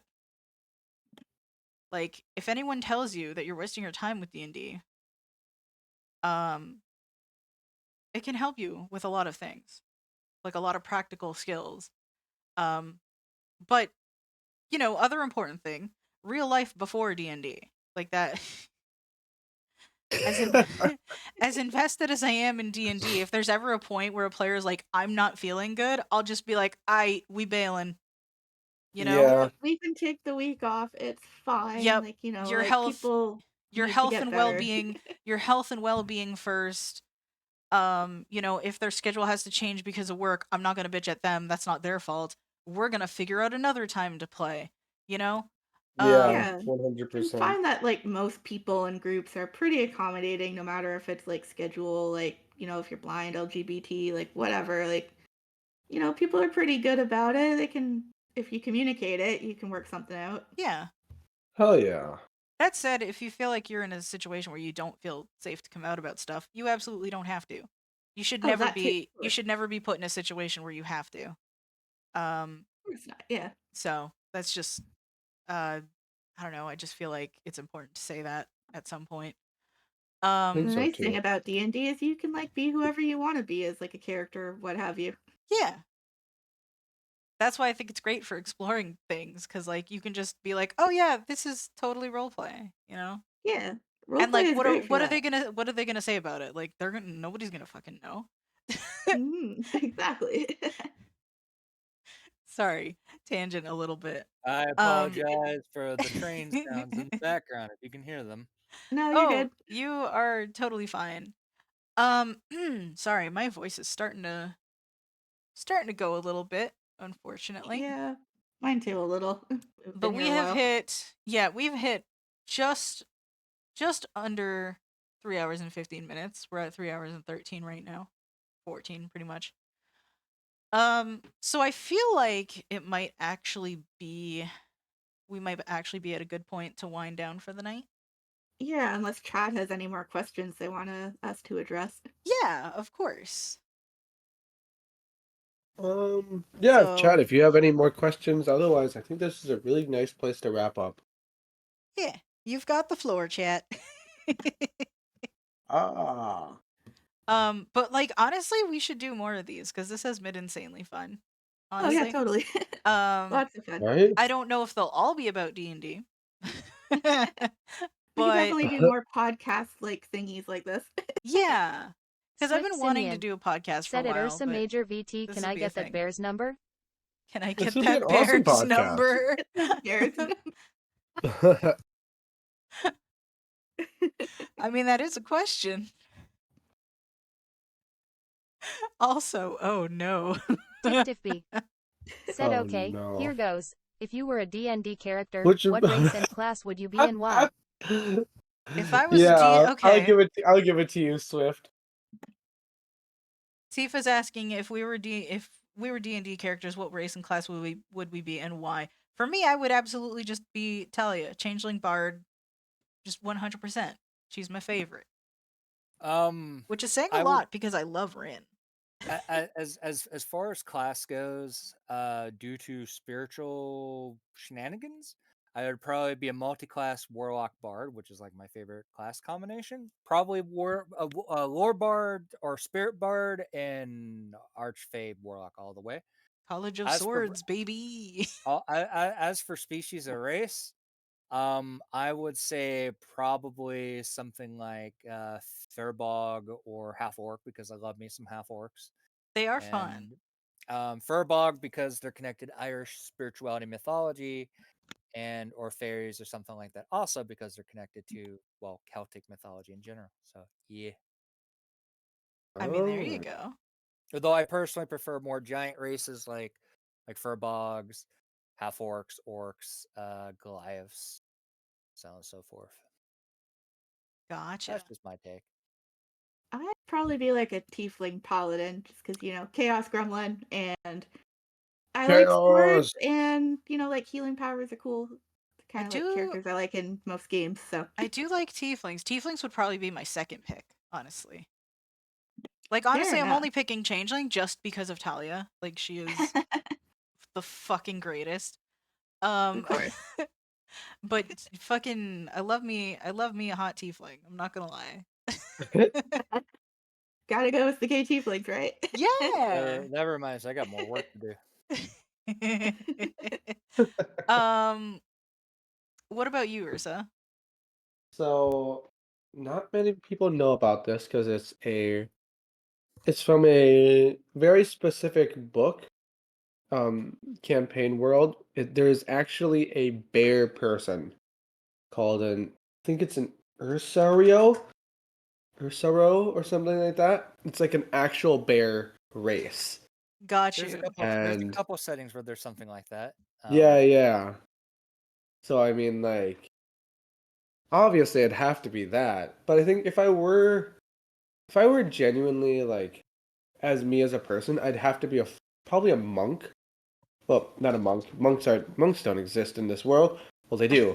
But I'd be a fighter class. So Okay. it's like, Respect. yeah, it's very much something where it's like I don't know. I tend to keep to myself, but I'm also a hothead. Nice. Gotcha. Monks are fun to play. Like my little Shumai was his frying pan of doom. That was I was not just- supposed to be lethal. I was just about to say frying pan of doom. It's not supposed to be Tiff lethal, Tiffy. but it just kills Said nice everything. It's choices. a Also, somebody buy that non-lethal poor bear some lethal therapy. weapon. Somebody that buy fry- that poor bear some For the therapy. bear. Somebody buy that poor bear some therapy. that Oh, frying Tifa. pan is bloodthirsty. That frying It pan is sure is. terrifying. Shumai. And Okay, it's all- listen. And it's only at a D4 for damage dice right now. It's gonna get worse. It has Or legitimately better. been killing things. I'm sorry, that is not a D4. That is a D death. Yeah, the D stands for death. Yep. No, Death for seriously. all.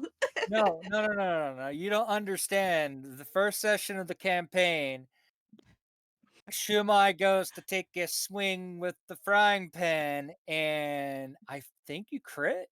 If I Yeah. remember Tiff correctly. Tiffy. There was a Yeah, crit. I He was said frying also pans? Who knew? yeah, I was also trying to blind the guy, and he just died from the frying pan. Yeah. That's quite a difference in action there. That was a nat 20. I have a question for everybody.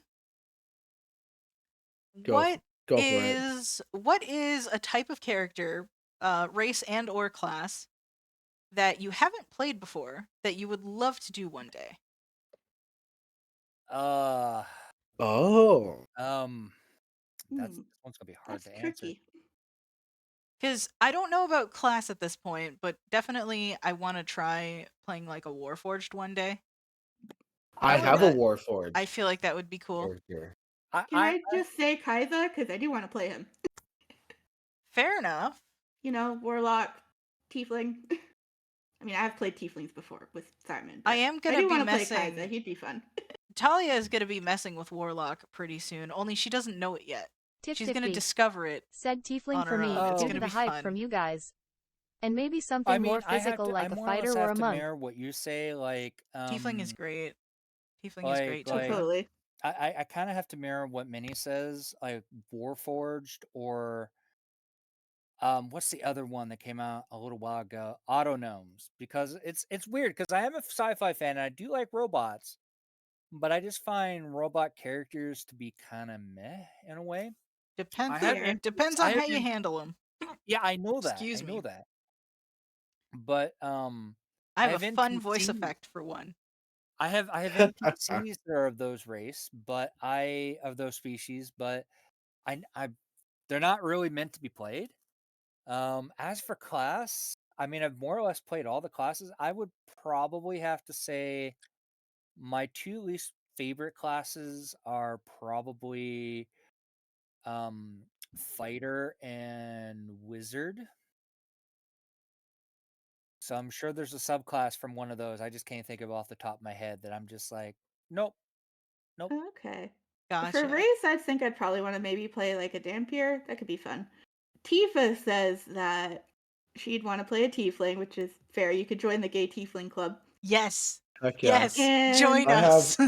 have a campaign that I'm gonna be And DMing and creating here, and I have my own character, and it is a tiefling, nice. and And it is to finish her comment, she says due to the hype from us, she also would maybe want to play something more physical like a fighter or a monk.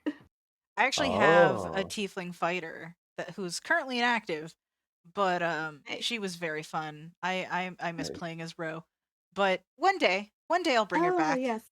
I Ro. think what I would love to play as, and Tiff I Tiffby. just because I'm a Said not DM gonna lie, primarily, a I don't tiefling really monk get the would be kinda chance to play badass. D&D. Tiefling monk would be dope. Totally, Diva. Right? That would actually make a lot of sense. Keep that idea on the back burner because that's dope. Yeah. I'd love to play a paladin centaur. Ooh. Like, That sounds fun. yeah. Like, I think that would just be so cool. But it's like, because it like mixes like the agility of a horse, but then is also weighed down by the armor, and like I don't know. I think I could come up with something really cool. I just wish I was able to play more D&D as a player and less as a DM. Tiff That's Tiffby. fair. Said even better, tiefling monk based on my favorite FF7 character, or even from the whole series, Tifa Lockhart. Yes. Oh, totally do it, There you Tifa. go. Oh, Yes. You should totally yes. make that a thing. Yo, you could make Tifa Lockhart. I fully We need to support get you in more crazy. campaigns for I sure. fully support this, Tifa. She could You also have have like campaign, she Tifa. could also have a side You she have could my also have like a 100% side feat approval. in alchemy so that she could have like the materia. Ooh, yeah. Yeah, so an There you go. artificer monk where it Tiff specializes Tiffby. in Said elemental that can be my gadgets backup, in in order case to Fiona have bites the her bullet. gauntlets. Yeah. See, I've yet to Or think of for the backup next characters for campaign. any campaign that I'm in, and it always scares me. In case Yeah. Fiona bites the bullet, you'll just have been Tifa Lockhart. No, but like for real, you should definitely make that character a thing.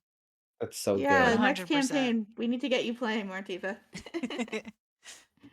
And I don't want to think about Fiona biting the bullet because Yeah, that'll just make no, that Quincy would go nuts. that would suck, dude. I don't want to see Fiona dead. I don't want to see any of our group dead. Rob's like, oh No. no, wouldn't that be absolutely terrible? Writing For down how it's gonna no, happen. no. My beloved Simon may have he would have died because he had free crits rolled against him, but Oof. he was using mirror image that just took that like a champ. Nice. So See, as a dungeon master, I do my damnedest not to kill players, but at the same time, if the dice does it, like The if the dice dice wills it. if the yeah, dice wills it, there's just Yeah. no way of getting around it. shit happens, but if there's one thing I can definitely agree with is that you do not go out of your way to target or kill players, which is honestly great. I There's appreciate been a that. couple times I wanted to. Yeah, but Like like you still don't, you know? I still don't but I can think Yeah. of one particular thing I won't talk about. But Tiff someone was Tiffby. actually getting me to Said or in go, that poor bear's I really case, want this sex character to happens. die. Kinda. Oh no. But I'm just The like, bear doesn't go away. but okay, no, I can't do that because it's breaking my own Sex personal rules. happens, kinda.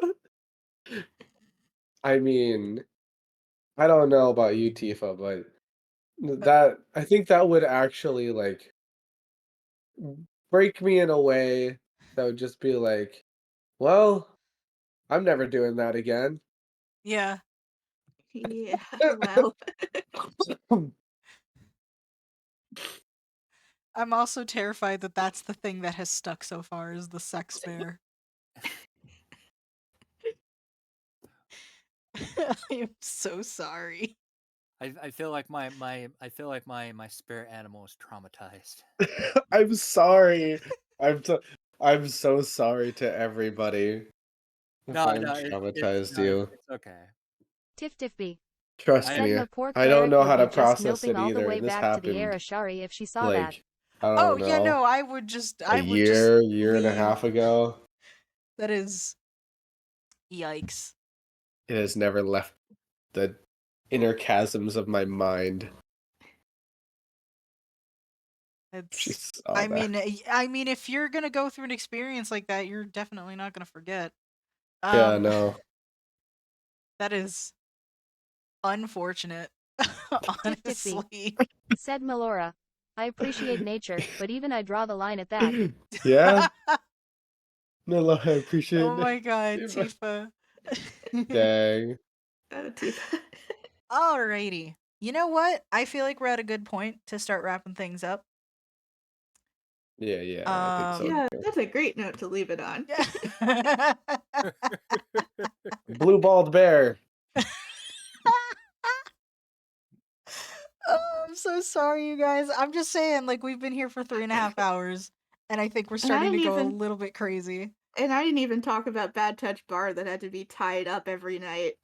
Well, you did now. Yeah. Yeah, right. Out of context. It's all I'm saying is out of context. I don't think we should be talking about Bad yeah. Touch Tiff Tiff B. Bard. Said and what have we Not learned, after class? Bad The dice Sex gods are Bear. sick people. The dice gods are sick people. Oh, he wasn't that bad. He didn't actually do He anything. didn't. He He's didn't just really actually do flirty. anything. He didn't Yeah. do anything, but No. what a bad touch. He made my life cleric very uncomfortable, but he didn't actually do anything. It just did not take very much to make her uncomfortable. It didn't take him much to make anyone in the party uncomfortable. They had to tie him up every night. Yeah. And to the point they had to argue like the next morning they all argued on who got to who, Who I had to guess we untie have to him? untie him. Yeah, who got to Mario. untie him. Oh and my and of god. course we did so that Simon could play. But No. anyway, y'all, thank you so much for hanging out with us. Tiff Tiff It's B. been awesome. Said yikes. And So Scanlan but worse? This Rob, has Yes, been a Tifa, time. he was Scanlan. Rob, Simon, and Ursa, thank you for being here. This has been amazing. Well, thank you Oh for yeah, Yeah, having loads me. of fun. absolutely. My We should do more pleasure. podcasts. For You- sure, 100%. I don't know when the next one will be or what it'll be about, but we'll do more for sure. I think for now, I'm going to go ahead Tiff Tiff B. just so y'all can Said keep this was track of fun. shit. We should do this again. 100%. If Totally, any Tifa. of you, especially some of y'all new people, I don't know if you're still here, but if you want to keep track of stuff, here's the link to my Discord. If you're watching this on YouTube, I will have everyone's links in the description. I did not have them with me at the moment. I apologize for that. But, It's alright. it'll be in the description on YouTube so you can check those out. And the Discord will have, that's where you can get in touch with everybody doing all of the things. So definitely join that if you are so inclined. Would love to hear from you. But as for tonight, we are going to go ahead and let you go. So peace out. Thanks for watching. Bye. Bye. Bye. Bye. Tiff Tiff B. Said bye.